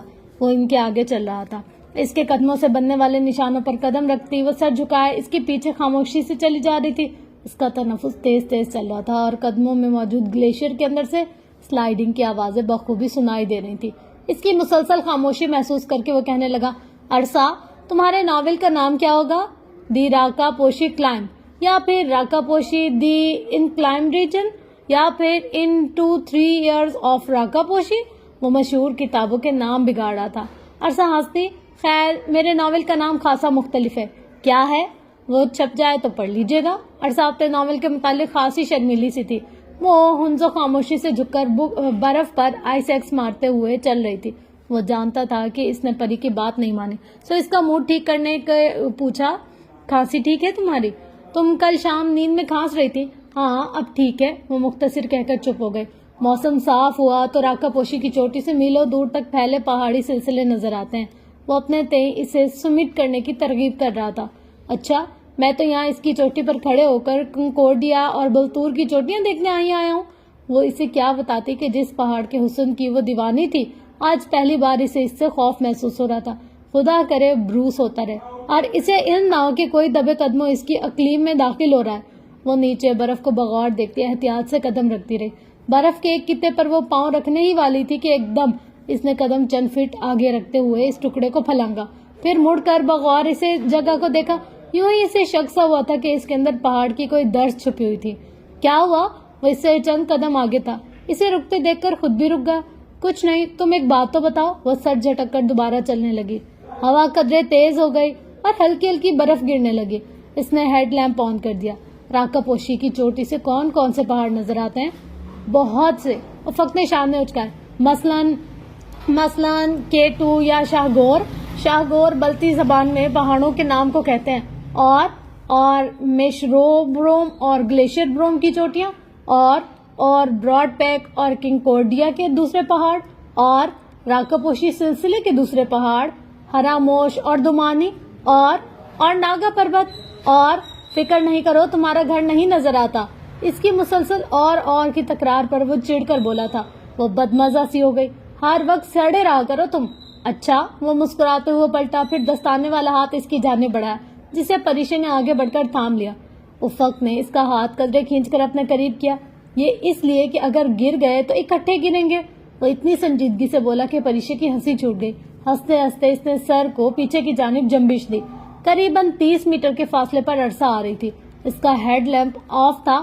اس کے عقب میں فرید تھا۔ اس کی گردن واپس موڑ لی گئی۔ وہ اور افق ایک دوسرے کا ہاتھ تھامے چاندنی میں نہائے راکا پوشی پر قدم بڑھانے لگے۔ اسی اسنا میں اس کے عقب میں دھماکہ ہوا۔ وہ دونوں گھبرا کر پیچھے پلٹے۔ پیچھے میلوں دور چاندنی سی چمکتی برف پر پھیلی تھی اور چند میٹر دور ایک لمبا سا گڑھا تھا۔ پہلے تو اسے سمجھ میں نہیں آیا کہ ایک لمحے میں کیا ہوا، اور جب سمجھ میں آیا تو اوہ میرے خدایا، عرصہ پہاڑ کی کسی درز میں گر گئی تھی۔ وہ بوکھلا کر واپس بھاگی۔ عرصہ، وہ ڈرتے ہوئے گڑھے کے قریب آئے۔ گڑھے کے اندر گہرا اندھیرا تھا۔ عرصہ تم ٹھیک ہو؟ گڑھے کے قریب دو زانوں ہو کر اس نے اندر جھانکا۔ وہاں محب سناٹا اور تاریکی تھی۔ اس کو اپنا دل بند ہوتا ہوا محسوس ہوا۔ افق بھاگتا ہوا اس تک آیا۔ فرید چند قدم دور تھا۔ افق کچھ کرو پلیز افق، وہ گر گئی ہے، اسے باہر نکالو۔ افق کا بازو جھنجھوڑتے ہوئے اس کے لبوں سے بے ربط فکرے ادا ہو رہے تھے۔ میں کرتا ہوں کچھ۔ اس نے اپنے ہیلمٹ پہ لگے ٹارچ بلب سے گڑھے میں روشنی ڈالی۔ فرید بھی اندر روشنی کرنے لگا۔ اب وہ دونوں اسے آوازیں دے رہے تھے۔ عرصہ تم ادھر ہو؟ عرصہ جواب دو۔ وہ اسے پکارتے رہے، ہیڈ لیمپ کی روشنی شگاف میں ڈالتے رہے، مگر اندر چند میٹر برف کے علاوہ کچھ نظر نہیں آیا۔ پریشے کے جسم سے جان نکل گئی۔ وہ جواب کیوں نہیں دے رہی تھی؟ وہ بولتی کیوں نہیں ہے؟ شاید اس سے بولا نہ جا رہا۔ وہ ٹھیک ہوگی، اسے کچھ نہیں ہوا ہوگا، ابھی افق اسے باہر نکال لائے گا۔ وہ خود کو تسلیاں دے رہی تھی، مگر اس کا دل گھبرا رہا تھا۔ عرصہ پلیز جواب دو، تم ٹھیک ہو؟ وہ کتنی ہی دیر اسے آوازیں دیتا رہا۔ اس کا گلا بیٹھ گیا تھا، آواز پھٹ رہی تھی، مگر پہاڑ کی تاریک عمیق درد بالکل خاموش تھی۔ ہلکی سی کرا، کمزور سی کھانسی، زندگی کی کوئی رمق اس درس میں سے نہیں آ رہی تھی۔ برف گرنے لگی، ہوا کا زور زیادہ ہو گیا۔ افق اور فرید جھک کر عرصہ کو آوازیں دیتے رہے۔ دونوں کے ہیلمٹ اور چہرے پر برف کے ذرات لگنے لگے، مگر درد سے کوئی جواب نہ آیا۔ پریشے کا دل ڈوب رہا تھا۔ افق کچھ کرو پلیز، اس کا جیسے سانس رک رہا تھا۔ عرصہ کتنی دیر سے اس عمیق درز میں منو برف تلے دبی ہوئی تھی۔ اس کا سانس ایسے ہی بند ہو رہا تھا۔ اس تصور سے اس کی روح تک کانپ گئی۔ افق اور فرید تھک ہار کر خاموشی سے گڑھے کے کنارے بیٹھ گئے۔ ان کی خاموش صورتیں پریشے کو ہلا رہی تھی۔ تم دونوں ایسے کیوں بیٹھے ہو؟ اسے نکالتے کیوں نہیں؟ افق جواب دو، میں تم سے کچھ پوچھ رہی ہوں۔ اس نے اس کا کندھا زور سے ہلایا۔ افق نے سر اٹھایا۔ وہ گلیشیئر کا گزرتا چلا جا رہا تھا۔ اس کے سر، ناک، آنکھوں اور چھوٹی چھوٹی بڑی شیو میں برف کے ذرات پھنستے تھے۔ اس نے دھیرے سے نفی میں گردن ہلائی۔ نہیں خیال کہ اب کوئی امید ہے، اب تک وہ مر چکی ہوگی۔ کرنٹ کھا کر پریشے نے اس کے کندھے سے ہاتھ اٹھایا۔ نہیں، تم غلط کہہ رہے ہو۔ وہ کیسے؟ نہیں، وہ بے یقینی سے نفی میں سر ہلا رہی تھی۔ تم دیکھو تو صحیح افق، وہ اندر ہی ہوگی، اس کا سانس گھٹ رہا ہوگا، وہ مدد کے لیے پکار رہی ہوگی۔ ہماؤں کے شور سے اس کی آواز یہاں تک نہیں پہنچ رہی ہوگی۔ تم دیکھو تو صحیح، کسی مہم سے امید کے تحت اس نے کہا۔ وہ نہیں ہے پریشے، کسی تھکے ہارے شکست خوردہ سپاہی کے مانند اس نے مایوسی سے سر ہلا دیا۔ وہ ہوتی تو جواب دیتی۔ اوہ خدایا، وہ سر دونوں ہاتھوں میں لیے خود بھی بے یقین سا تھا۔ پریشے نے استجاب اور خوف سے نفی میں گردن کو جنبش دی۔ نہیں افق، تم، اس کی آواز کب کھپا رہی تھی۔ افق کیا کہہ رہا تھا اسے سمجھ میں نہیں آ رہا تھا۔ اس کا ذہن معاف ہو چکا تھا۔ بھلا عرصہ کیسے مر سکتی تھی؟ ابھی تو وہ ہمارے ساتھ چل رہی تھی، بالکل ابھی میں نے اسے برف میں کھڑے دیکھا تھا، وہ بالکل ٹھیک تھی۔ تم ایسے کیوں؟ وہ نہیں، اس کا سر چکرا رہا تھا۔ چاندنی میں نہائی حراموش اور دمانی کی چوٹیاں اسے خاموش دکھائی دے رہی تھی۔ اس کی آواز آنا بند ہو گئی تھی۔ سب کچھ خوف لگ رہا تھا۔ پھر اس نے افق کو اٹھتے دیکھا۔ فرید اسے منع کرا تھا مگر وہ پھر بھی اپنی ہانڈز کے گرد رسی باندھ کر اس گہرے شکاف میں اتر گیا۔ رسی کا ایک سرا فرید کے ہاتھ میں تھا۔ وہ آہستہ آہستہ رسی چھوڑتا رہا۔ شاید رسی کہیں سے اینکر بھی کر گزری تھی۔ وہ اب نیچے اتر چکا تھا۔ 5 میٹر کھودا ہے، وہ نہیں ہے۔ گڑھے میں سے آواز آئی۔ وہ آواز بہت اجنبی لگی تھی۔ اس کا ذہن مکمل طور پر مفلوج ہو چکا تھا۔ بھلا عرصہ کیسے مر سکتی تھی؟ ابھی 1 منٹ پہلے تو اس نے عرصہ کو اپنے عقب میں آتے دیکھا تھا۔ بس ایک لمحے میں اس کا پاؤں درز کے برف اوپر تہ پر پڑا اور گلیشیئر پھٹا، نیچے گری۔ وہ ہزاروں من برف کے اوپر چلتی اس کا سانس رک گیا اور وہ دم گھٹنے سے برف میں دفن ہونے سے مر گئے۔ بس ایک لمحے کا عمل تھا۔ اس کا دل اندر کہیں بہت زور سے دھڑکا تھا اور درد بھی ہو رہا تھا۔ درد کی شدت بڑھ رہی تھی تو اس نے سر اٹھا کر اوپر دیکھا۔ آسمان مسلسل برف کے ننھے گالے برسا رہا تھا۔ چھوٹی اس جگہ سے نظر نہیں آ رہی تھی مگر یقیناً وہ بادلوں کے حالے میں چمک رہی ہوگی۔ رات کے اس پہر برو جاگ اٹھا تھا اور اسے علم ہو چکا تھا کہ کوئی دبے قدموں اس کی راجدھانی میں داخل ہو رہا ہے۔ افق واپس آ چکا تھا۔ اس کے قریب کھڑے ہوتے ہوئے وہ سردی میں ٹھٹر رہا تھا۔ تیز سانسوں کے درمیان وہ کچھ کہہ رہا تھا۔ تم افق؟ وہ جھٹکے سے کھڑی ہوئی اور اس کا جیکٹ کا کالر پکڑ کر کھینچا۔ میں نے کہا تھا کہ تم اسے واپس لے کر چلتے ہیں مگر تم نہیں مانے۔ تم اوپر جانا چاہتے تھے ہر قیمت پر اور وہ مر گئی۔ افق، عرصہ مر گئی۔ کر لی تم نے سمٹ، بنا لیا تم نے ورلڈ ریکارڈ۔ ہاں بولو۔ بالکل، ابھی تو اس نے اپنی ماں سے بات کی تھی، باپ سے اس نے کیمپ 3 جا کر بات کرنی تھی۔ اس کا باپ اس کی کال کا انتظار کر رہا ہوگا۔ اسے نکالو افق، اسے باہر نکالو، تمہیں اللہ کا واسطہ افق، اس کا باپ اس کی کال کا انتظار کر رہا ہوگا۔ اس کا گریبان پکڑ کر جھنجھوڑتے ہوئے، غم و غصے سے اس پر چلاتے ہوئے اسے پتہ بھی نہیں چلا کہ کب وہ اس کے کندھے سے لگ کر پھوٹ کر رو دی۔ وہ خاموشی سے سر جھکائے کھڑا رہا۔ اتنا بھی نہیں کہا کہ عرصہ خود اوپر جانا چاہتی تھی۔ وہ میری بہن تھی، چھوٹی بہن تھی افق، اتنی ٹیلنٹڈ، اتنی ذہین، اور اس ظالم پہاڑ نے اسے مجھ سے چھین لیا۔ وہ اس کے کندھے پر سر رکھے بچوں کی طرح بلک کر رو رہی تھی۔ افق نے اس کی شانوں کے گرد بازو رکھ کر ہولے سے اس کا سر تھپکا۔ Relax پریشے، relax. مگر وہ ریلیکس نہیں ہو سکتی تھی۔ اس نے زندگی میں پہلی دفعہ ایک دوست کو اپنے سامنے پہاڑ میں دفن ہوتے دیکھا تھا۔ وہ مسلسل روئے جا رہی تھی۔ برف ان دونوں پر گر رہی تھی۔ فرید کچھ ہی دور خاموشی سے گردن جھکائے بیٹھا تھا۔ افق، اسے باہر نکالو، مجھے دیکھنا ہے، خدا کے لیے افق، ہم عرصہ کے ساتھ آئے تھے، ہمیں اس کے ساتھ ہی واپس جانا ہے۔ ریلیکس پری، اب کچھ نہیں ہو سکتا۔ میں اس کی باڈی لینے گیا تھا ابھی مگر وہ کہیں بہت نیچے ہے، اور وہ اسے چپ کرانے کی کوشش کر رہا تھا مگر وہ خود پرسکون نہیں تھا۔ اس کا دل ٹوٹا ہوا تھا مگر جانے وہ کیسے ضبط کر رہا تھا۔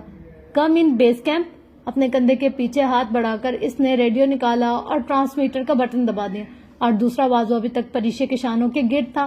ریڈیو میں شور سا سنائی دیا، پھر ترک میں کچھ اکتاہٹ بھرے الفاظ۔ میری بات غور سے سنو احمد، عرصہ بخاری از ڈیڈ۔ میں دہراتا ہوں، عرصہ بخاری از ڈیڈ۔ وہ ایک شگاف میں گر گئی ہے، اس کی موت کنفرم ہے مگر باڈی ریکور کرنا بہت مشکل ہے۔ ہمیں جلد از جلد کیمپ 3 تک جانا ہے، یہاں برف پڑ رہی ہے، ہم رک نہیں سکتے۔ Do you copy? Oh God, yes I copy. افق نے ٹرانسیور بند کر کے بیگ میں رکھ دیا۔ پریشے ابھی تک اسی طرح رو رہی تھی۔ اس نے افق کا بازو سختی سے یوں پکڑ رہا تھا جیسے کوئی بچہ چھوٹا بھرے میلے میں گم ہو جانے کے ڈر سے اپنی ماں کی انگلی پکڑتا ہے۔ وہ بہت خوفزدہ تھی۔ افق نے آہستگی سے اس کا سر تھپکا۔ شش، اب رونا نہیں ہے، اپنے آپ کو سنبھالو، ہمیں کیمپ 3 جانا ہے۔ نہیں افق، اس کی آنکھوں سے آنسو پھر سے گرنے لگے۔ میں عرصہ کو چھوڑ کر؟ پریشے، پاگل مت بنو، ہم یہاں نہیں ٹھہر سکتے۔ اگر اس کی ڈیڈ باڈی، یہ لفظ کہنا بھی دشوار تھا، وہ ریکور کرنا مشکل ہے، زیادہ رسی بھی نہیں ہے میرے پاس، ساری رسی تو عرصہ کے پاس تھی، باڈی ہم واپسی پر ریکور کر لیں گے۔ اس نے اپنے بھاری دستانوں والے ہاتھ پریشے کے چہرے پر گرتے آنسو اور برف سے صاف کیے۔ تم بعد میں نکال لو گے نا اسے؟ اس کی بھیگی آنکھوں میں مہم سے امید چمکی تھی۔ ہاں، واپسی پر۔ ٹھیک ہے، اب چلو۔ مجھ میں ہمت نہیں ہے، اس کی ٹانگیں بے جان ہو رہی تھی۔ ہمت کرو پری، بہادر بنو، اپنے لیے نہیں تو میرے لیے۔ افق نے اسے سہارا دیتے ہوئے دونوں کندھوں سے ابھی تک تھام رکھا تھا۔ پریشے نے مضبوطی سے اس کا بازو پکڑ رکھا تھا، اپنا وزن افق پر ڈال رکھا تھا، اور پھر بہت نڈھال سی وہ اس کے ہمراہ قدم بڑھانے لگی تھی۔ اس کی آنکھوں سے نکل کر آنسو گردن پر لڑک رہے تھے۔ اس نے زندگی میں کبھی یہ تصور نہیں کیا تھا کہ ایک لمحہ ایسا بھی آئے گا جب اسے اپنی بہت اچھی دوست کو برف میں چھوڑ کر جانا پڑے گا۔ اس شگاف کے دانے پر پلٹنا اور آہستہ آہستہ رسی سے برف میں کیمپ 3 کی طرف قدم بڑھانا بہت کٹھن تھا۔ اس کے قدم لڑکھڑا رہے تھے۔ افق نے اسے سہارا دیا تھا، اگر وہ نہ ہوتا تو شاید وہ اسی شگاف کے آس پاس راستہ بھٹک کر برف پر ڈھہ چکی ہوتی، یا شاید کسی شگاف میں گر کر مر چکی ہوتی۔ اس رات کیمپ 3 میں وہ دونوں گھنٹوں خاموشی سے بیٹھے رہے۔ پھر جب رات تاریک ہوتی چلی گئی تو وہ باتیں کرنے لگے، طیب اردگان کی باتیں، عراق کی جنگ کی باتیں، ترک ملٹری کی، نیٹو اور SCO بلاکس کی باتیں۔ انہوں نے بلا تکان صرف ایک بات سے بچنے کے لیے نیا موضوع چھیڑ دیا تھا کہ شاید دکم ہو، شاید ڈپریشن اور نفسیاتی اثر قدرے زائل ہو، مگر سب کچھ ویسا ہی تھا۔ احمد کی بیوی سلمہ نے عرصہ کے والدین کو انگلینڈ میں اطلاع کر دی تھی۔ پریشے رات بھر ان دونوں کے متعلق سوچتی آئی تھی، جانے کیا گزر رہی ہوگی ان پر، کیسے سنا ہوگا انہوں نے اس خبر کو۔ رات کو اس کے سلیپنگ بیگ کے قریب جگہ بہت خالی تھی۔ افق اپنے خیمے میں سونے جا چکا تھا۔ وہ اور عرصہ کی باتوں کو یاد کر کے پھر سے رونے لگی۔ وہ کتنی اکیلی رہ گئی تھی، اور شاید اس اندھے شگاف میں گری عرصہ اس سے زیادہ اکیلی ہوگی۔ وہ محسوس نہیں کر سکتی تھی۔ تب اس نے اپنے بیگ سے عرصہ کے کاغذات نکالے اور انہیں ترتیب سے جوڑا۔ سیاہ روشنائی سے انگریزی میں لکھے صفحے بھرے ہوئے تھے، لکھائی خاصی رف تھی اور جگہ جگہ سے کاٹا بھی گیا تھا، مگر وہ پڑھ سکتی تھی، یہ جانتے ہوئے بھی کہ یہ کہانی ادھوری تھی۔ اس نے پہلے صفحے پر نگاہ ڈالی۔ کرا کرم کا تاج محل، موٹے مارکر سے انگریزی میں لکھا تھا۔ حمزہ کے باسی راکا پوشی کو ہنز و کثرت تاج محل یا کرا کرم کا تاج محل کہتے ہیں۔ ان کا خیال تھا کہ برف سے ڈھکی راکا پوشی کی چمکتی دیوار آگرہ کے تاج محل جیسی سفید اور حسین دکھائی دیتی ہے۔ پریشے کو ان سے اختلاف تھا۔ اس کا خیال تھا راکا پوشی کی چمکتی دیوار راکا پوشی سے زیادہ حسین، آگرہ کے تاج محل سے زیادہ سفید اور خوبصورت لگتی ہے۔ اس نے پڑھنا شروع کیا۔ وہ اس ادھورے ناول کے رف لکھے مسودے کو بغیر کسی تگدو کے پڑھ سکتی تھی۔ منگل 16 اگست 2005۔ صاحب، اوپر سارا سنو فیلڈ ہے۔ وہ دونوں خاموشی سے خیمے کے آگے بیٹھے تھے جب فرید ان کی طرف آیا۔ وہ آج کلائمبنگ کے لیے نہیں گئے تھے۔ ان کے ذہنوں کو کل کے واقعے کو وقتی طور پر بھلانا تھا، جس کے لیے ایک دن کا ریسٹ چاہیے تھا۔ فرید البتہ کچھ مخصوص مقامات پر رسیاں لگا آیا تھا۔ پھر افق نے سوالیہ نگاہوں سے اسے دیکھا۔ تم مانو یا نہ مانو، اوپر سارا سنو فیلڈ ہے اور برف تازہ گری ہے۔ اس کا گلیشیئر کسی بھی لمحے پھٹ سکتا ہے، اور جب برف گرے گی تو تم بھی مرے گا اور ہم بھی۔ سو ہم تم کو ابھی سے بتا رہے ہیں، ہم سویرے سے واپس چلا جائے گا۔ مگر فرید، تم نے تو کیمپ 3 تک ہمارے ساتھ جانا تھا۔ صاحب، تم کل خود کیمپ 4 تک چلے جانا، ہم نہیں جائے گا، بس ہم نے تم کو بتا دیا ہے۔ وہ کسی اڑیل گھوڑے کی طرح ضد پر اڑ چکا تھا۔ فرید دیکھو، ہم بھی تو اوپر جا رہے ہیں۔ پریشی نے اسے سمجھانے کی کوشش کی۔ ہم کو رہنے دے باجی، تم پاگل ہو؟ ہم ابھی پاگل نہیں ہوا۔ تمہارے دونوں کے باپ کے پاس بہت پیسہ ہے، تم ادھر مر بھی جاؤ تو تمہارا بچہ بھوکا نہیں مرے گا، جبکہ ادھر ہمارا باپ کریم آباد میں ایک زمین بھی نہیں چھوڑ کر گیا ہمارے لیے۔ ہمارے حال پر رحم کرو باجی، تمہیں اوپر جا کر کوئی نہیں ملے گا۔ میری مانو تو تم بھی واپس چلو۔ پریشا اور افق نے نگاہوں کا تبادلہ کیا، پھر شانے اچکا دیا۔ تمہاری مرضی۔ وہ سر جھٹک کر دوسری جانب دیکھنے لگا۔ ماتھے پر ناگواری کی لکیریں آئیں۔ میں نے ناگا پربت کا سولو کلائمبنگ کیا تھا، مر نہیں گیا تھا۔ میں پورٹر کے بغیر صرف لڑکیوں کے لیے ٹھیک کہتی تھی وہ عورتیں۔ تم پورٹرز کے بارے میں؟ وہ بڑبڑایا۔ صاحب، وہ عورت جھوٹ کہتی تھی۔ ہم پھر پریشا کی کنفیوز شکل دیکھ کر بولا، باجی، ایک کورین عورت گلیشیئر بروم 2 سر کرنے آئی تھی۔ ہمارے ماموں کا لڑکا ادھر بلتستان میں رہتا تھا، وہ اس کے ساتھ پورٹر بن کر اس اکیلی کو گلیشیئر بروم 2 کی چوٹی تک لے کر گیا۔ بعد میں جب وہ نیچے آئی تو اخبار والوں کو بولی کہ میں نے سولو کلائم کیا، میرا پورٹر تو مجھے کیمپ میں چھوڑ کر چلا گیا تھا، میرے ماموں کا لڑکا بیچارہ غریب آدمی ہے۔ چپ کر کے بیٹھ گیا۔ پر صاحب وہ عورت جھوٹ بولتی ہے، اس کو سچا خیال مت کرنا، اس کا فیصلہ گلیشیئر بروم 2 نے کیا تھا، پہاڑ کا اپنا عدالت ہوتا ہے۔ وہ عورت اگلے سال پھر گلیشیئر بروم 2 سر کرنے آئی، پہاڑ نے واپس جانے نہیں دیا، اس کی تو لاش بھی نہیں ملی۔ ہاں ٹھیک ہے تم جاؤ پھر، افق اپنے سابقہ لہجے میں بولا۔ صاحب ہم نے کیمپ 4 پہنچانے کے پیسے لیے تھے، رسیاں وسیاں سب لگا دیا، آگے تم جانو تمہارا کام۔ افق جواب میں کچھ بڑبڑا کر رہ گیا۔ وجہ یہ نہیں تھی کہ فرید انہیں چھوڑ کر جا رہا تھا، وجہ یہ تھی کہ وہ صرف خفا سا تھا یا شاید حد سے زیادہ دباؤ میں۔ بدھ 17 اگست، آج صبح سے موسم شدید خراب تھا اور موسم سے زیادہ افق کا موڈ خراب تھا۔ وہ کتنی دیر پریشے کے سامنے میٹ پر چٹ لیٹا رہا، ایک بازو ماتھے پر رکھے خیمے کی چھت کو گھورتا رہا۔ شیڈول کے مطابق آج انہیں کیمپ 4 میں ہونا تھا، مگر کراکرم کا اپنا شیڈول تھا۔ خیمے کے باہر طوفانی جھکڑ چل رہے تھے جن سے خیمے کا کورٹیکس پھڑپڑا رہا تھا۔ اس جگہوں سے سرد ہوا اندر داخل ہو رہی تھی، ان کو ٹھٹھرا رہی تھی۔ برف کے اوپر مسلسل نیچے سے سلائیڈنگ خیمے کی دیواریں کمپریس کر رہی تھی۔ فرید صبح منہ اندھیرے ہی بغیر بتائے چلا گیا تھا۔ اس نے یوں ہی بولنے کے غرض سے کہا، بتا بھی دیتا تو میں نہ روکتا۔ وہ اسی طرح چت لیٹا اوپر دیکھتا رہا۔ وہ ٹھیک کہتا ہے افق، ہم دونوں پاگل ہیں، سب کوہ پیما پاگل ہوتے ہیں، گھروں کا سکون چھوڑ کر برفانی وادیوں میں نکل جاتے ہیں اور آخر میں مر جاتے ہیں۔ ویسے بھی تو مر جاتے ہیں، روڈ ایکسیڈنٹ میں، لفٹ میں پھنس کر، دم گھٹنے سے، کسی ایئر کنڈیشن یا بم بلاسٹ میں۔ تم مسلمان نہیں ہو، تمہارا ایمان نہیں ہے کہ جہاں موت آنی ہے وہاں آ جائے گی۔ کبھی موت بھی ٹلی ہے کیا؟ پریشے نے ایک اچٹتی نظر اس پر ڈالی جو بغیر پل کے جھپکائے چھت کو گھور رہا تھا، اور پھر تھک کر خیمے کی دیوار سے سر ٹکا دیا۔ سامنے والی دیوار کی دوسری طرف برف اکٹھی ہو رہی تھی۔ پھر بھی افق، کیا مل جاتا ہے پہاڑوں پر جا کر اتنی مشقت کر کے؟ یہ بات ہمیشہ وہ کاہل ترین لوگ کہا کرتے ہیں جن سے روزانہ 1 گھنٹہ لان میں واک بھی نہیں ہوتی۔ یہ بھلا کیا رکھا ہے پہاڑوں میں؟ والا فکرہ ان لوگوں کے منہ سے نکلتا ہے جن کے لیے انگور ہمیشہ کھٹے ہوتے ہیں، وہ تلخی سے بولا۔ پھر بھی زندگی نارمل طریقے سے بھی گزاری جا سکتی ہے۔ وہ شاید بحث کے موڈ میں تھی۔ نارمل طریقے سے کیا ہے؟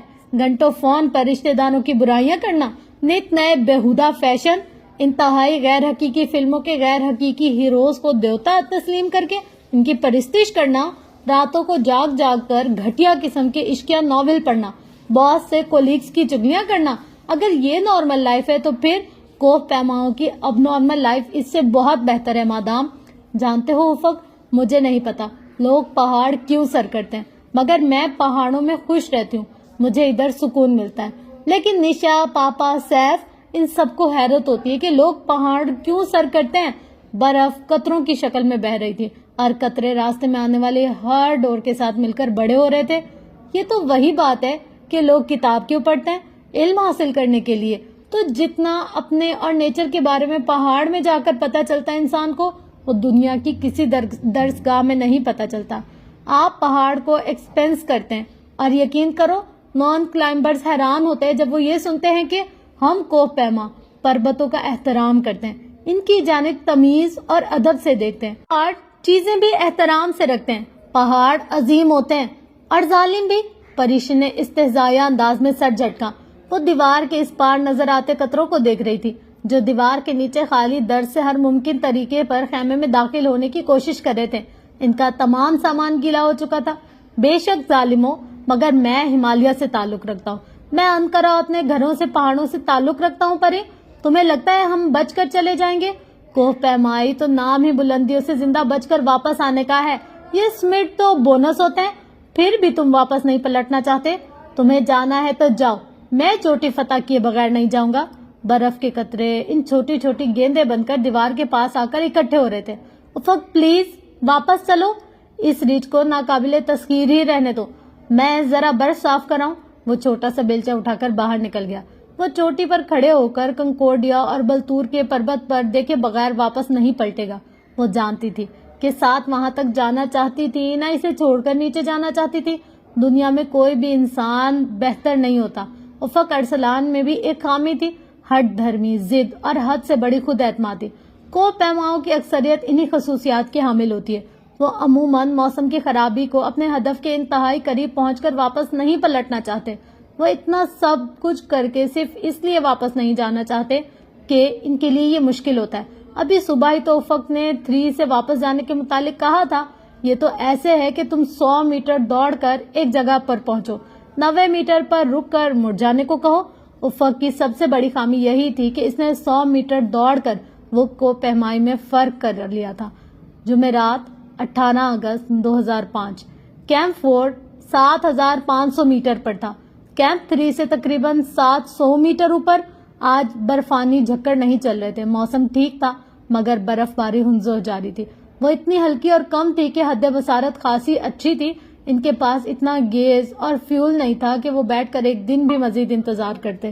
گزشتہ رات سخت طوفان کے باعث رسیاں اور کوٹ بری طرح الجھ چکے تھے.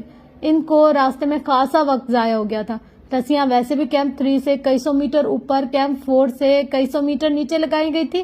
رسیوں کے آغاز تک کا سفر انہوں نے خاموشی سے کیا. پھر ان کو ہٹا کر جب پریشے نے جو مر کر گری تھی رسی کھینچی تو وہ جام رہی. اس نے گلیشیئر گوگلز اتار کر اس پر چڑھا اور نیچے اتری. اس نے گرا ڈھونڈی جو رسی میں بند کر اسے جام کیے ایک جگہ پھنس چکی تھی. اس نے گرا کھولی اور دوبارہ اوپر چڑھنے لگی. اس کی ایک غلطی کی وجہ سے 20 منٹ ضائع ہوئے مگر افق نے کچھ نہ کہا. وہ خاموشی سے تمام کارروائی دیکھتا رہا. وہ دونوں اس وقت ڈیتھ زون میں تھے. سطح سمندر سے 6000 میٹر سے زائد بلندی کا علاقہ ڈیتھ زون یا ورٹیکل لمسٹ کہلاتا ہے. اس بلندی پر ہوا بے حد کم اور آکسیجن ان کے جسموں کے لیے ناکافی تھی. سانس لینے کے لیے پریشے کے پھیپڑوں کو زور لگانا پڑتا تھا اور وہ اس وقت پورا منہ کھول کر سانس لے رہی تھی. وہ کیمپ 4 سے قدرے نیچے تھے. ان سے تقریباً 300 میٹر اوپر پہاڑ کی ڈھلان جمے ہوئے ندی نالوں سے مزین تھی.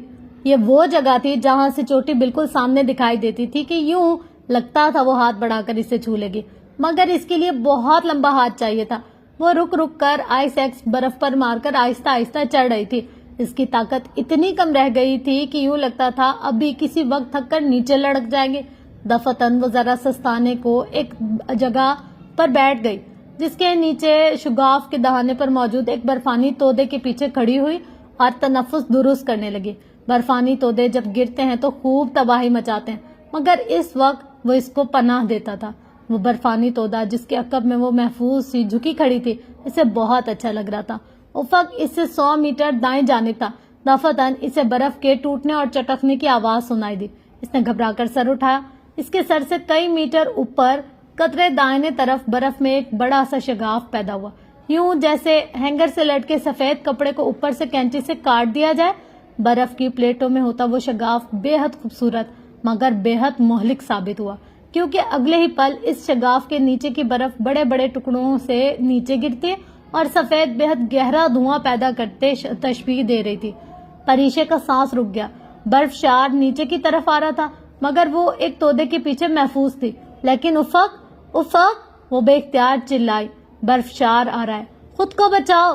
افق نے بوکھلا کر اوپر دیکھا جہاں تیزی سے گرتی برف اس کی جانب بڑھ رہی تھی اور اس سے پہلے کہ وہ خود کو محفوظ کر پاتا برف کی ایک دبیز طے دھول کے پیچھے ہو گئی. اپنی آئس ایکس کو برف میں گاڑے خوف کے مارے اسے مضبوطی سے پکڑے وہ سانس بند کیے دیوار سے چپکی کھڑی رہی. اس کا پورا جسم لرز رہا تھا، دل زور زور سے دھڑک رہا تھا. پھر دھول آہستہ آہستہ جھٹنے لگی. اس نے ڈرتے ڈرتے آنکھیں کھول کر سر اونچا کیا. دودھ یا سفید برف راکا پوشی کے جسم سے بالکل ویسے ہی چمٹی ہوئی تھی جیسے چند لمحوں پہلے تھی. اس نے گردن گھما کر ادھر ادھر دیکھا. راکا پوشی کے پہاڑی سلسلے پر سکوت تھا. واحد آسمان سے گرتی برف کی آواز تھی. باقی پورا پہاڑ خاموش اور پرسکون تھا جیسے وہ بھیانک برف شار کبھی نہ آیا ہو. میلوں دور تک پھیلی برف ویسی ہی حسین نظر آ رہی تھی. بس ایک فرق تھا، اس کے دائیں جانب افق ارسلان نہیں تھا. افق، وہ بلند آواز سے چلائی، تم کہاں ہو؟ اس کی آواز ارد گرد کے پہاڑی سلسلے سے ٹکرا کر ہنزا کے آسمان میں تحلیل ہو گئی تھی. برف سے کوئی جواب نہیں آیا.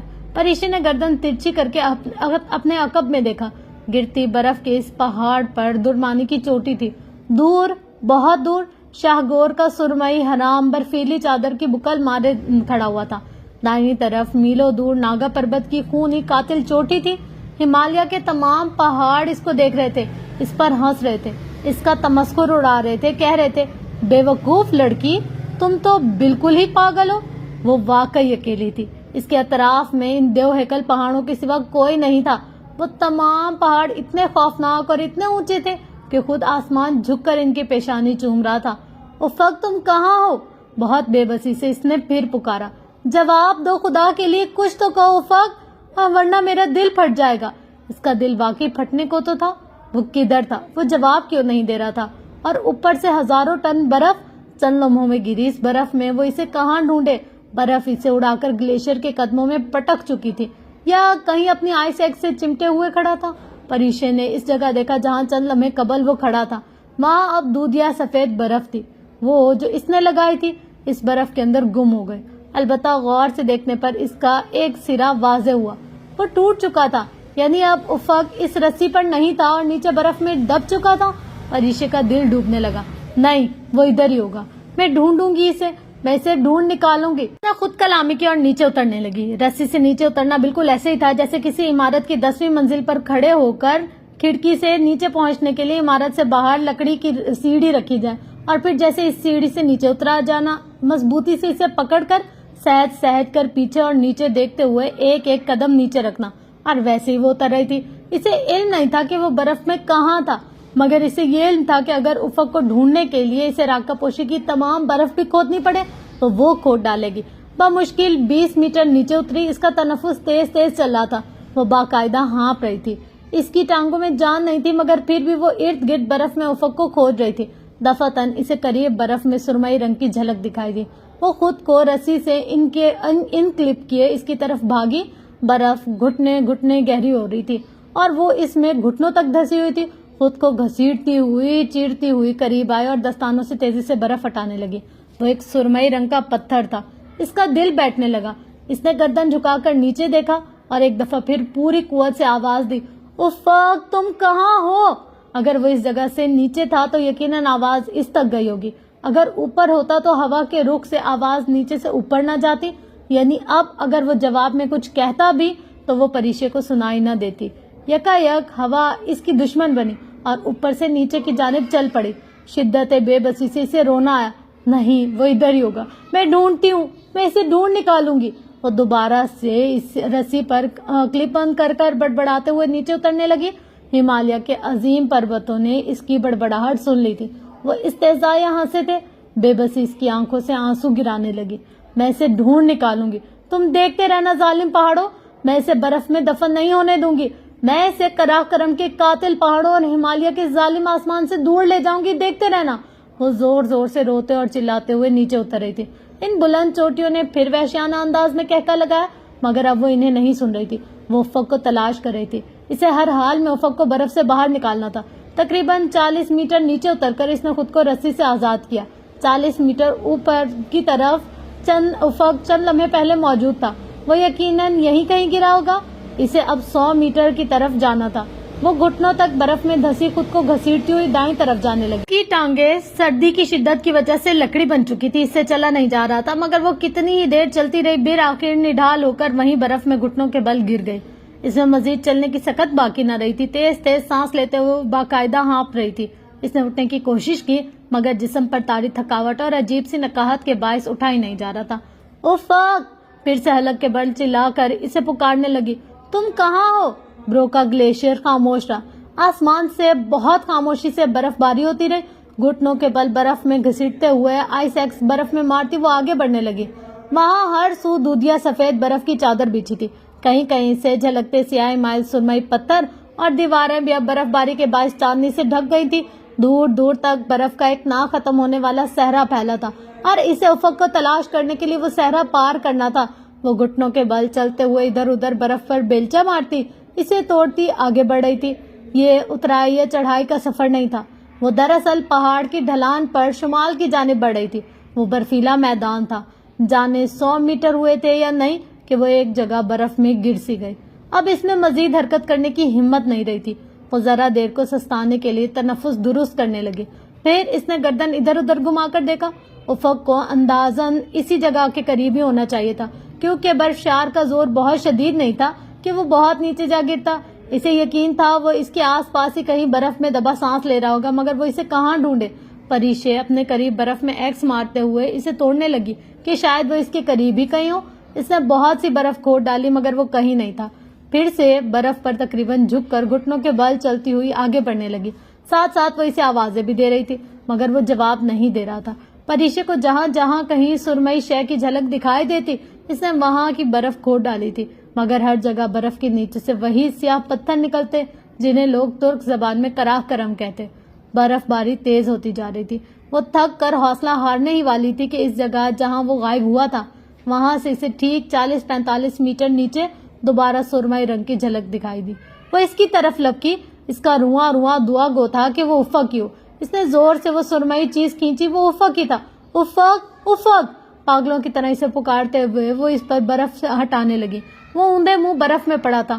ہونٹ بالکل جامنی پڑ چکے تھے اور آنکھیں بند تھی. منہ اور اس کے کپڑے سب کچھ برف سے گھر چکا تھا اور اس کے کپڑوں پر جگہ جگہ خون کے دھبوں کے علاوہ بھی کوئی شے باقی نہیں تھی. اس کے اندر تو جیسے قیامت گزر گئی. اسے برفشار کا پتہ نہیں تھا. افق افق تم ٹھیک ہو؟ آنکھیں کھولو افق. اس کو جھنجھوڑتے ہوئے اس کا نیلا پڑتا ہاتھ تھپ تھپاتے ہوئے وہ رو پڑی. وہ آنکھیں کیوں نہیں کھول رہا تھا؟ وہ بول کیوں نہیں رہا تھا؟ افق خدا کے لیے آنکھیں کھولو پلیز اٹھو. اس کے چہرے سے برف صاف کرتے ہوئے اس نے اس کا منجمد ہوتا ہاتھ اپنے ہاتھوں میں لے لیا اور اسے مسلنے لگی. وہ ہلکا سا کھانسا. منہ سے برف کے ذرات باہر نکلے. پریشے نے تمانیت بھری گہری سانس اندر کو کھینچی. وہ زندہ تھا. اسے کچھ نہیں ہوا تھا.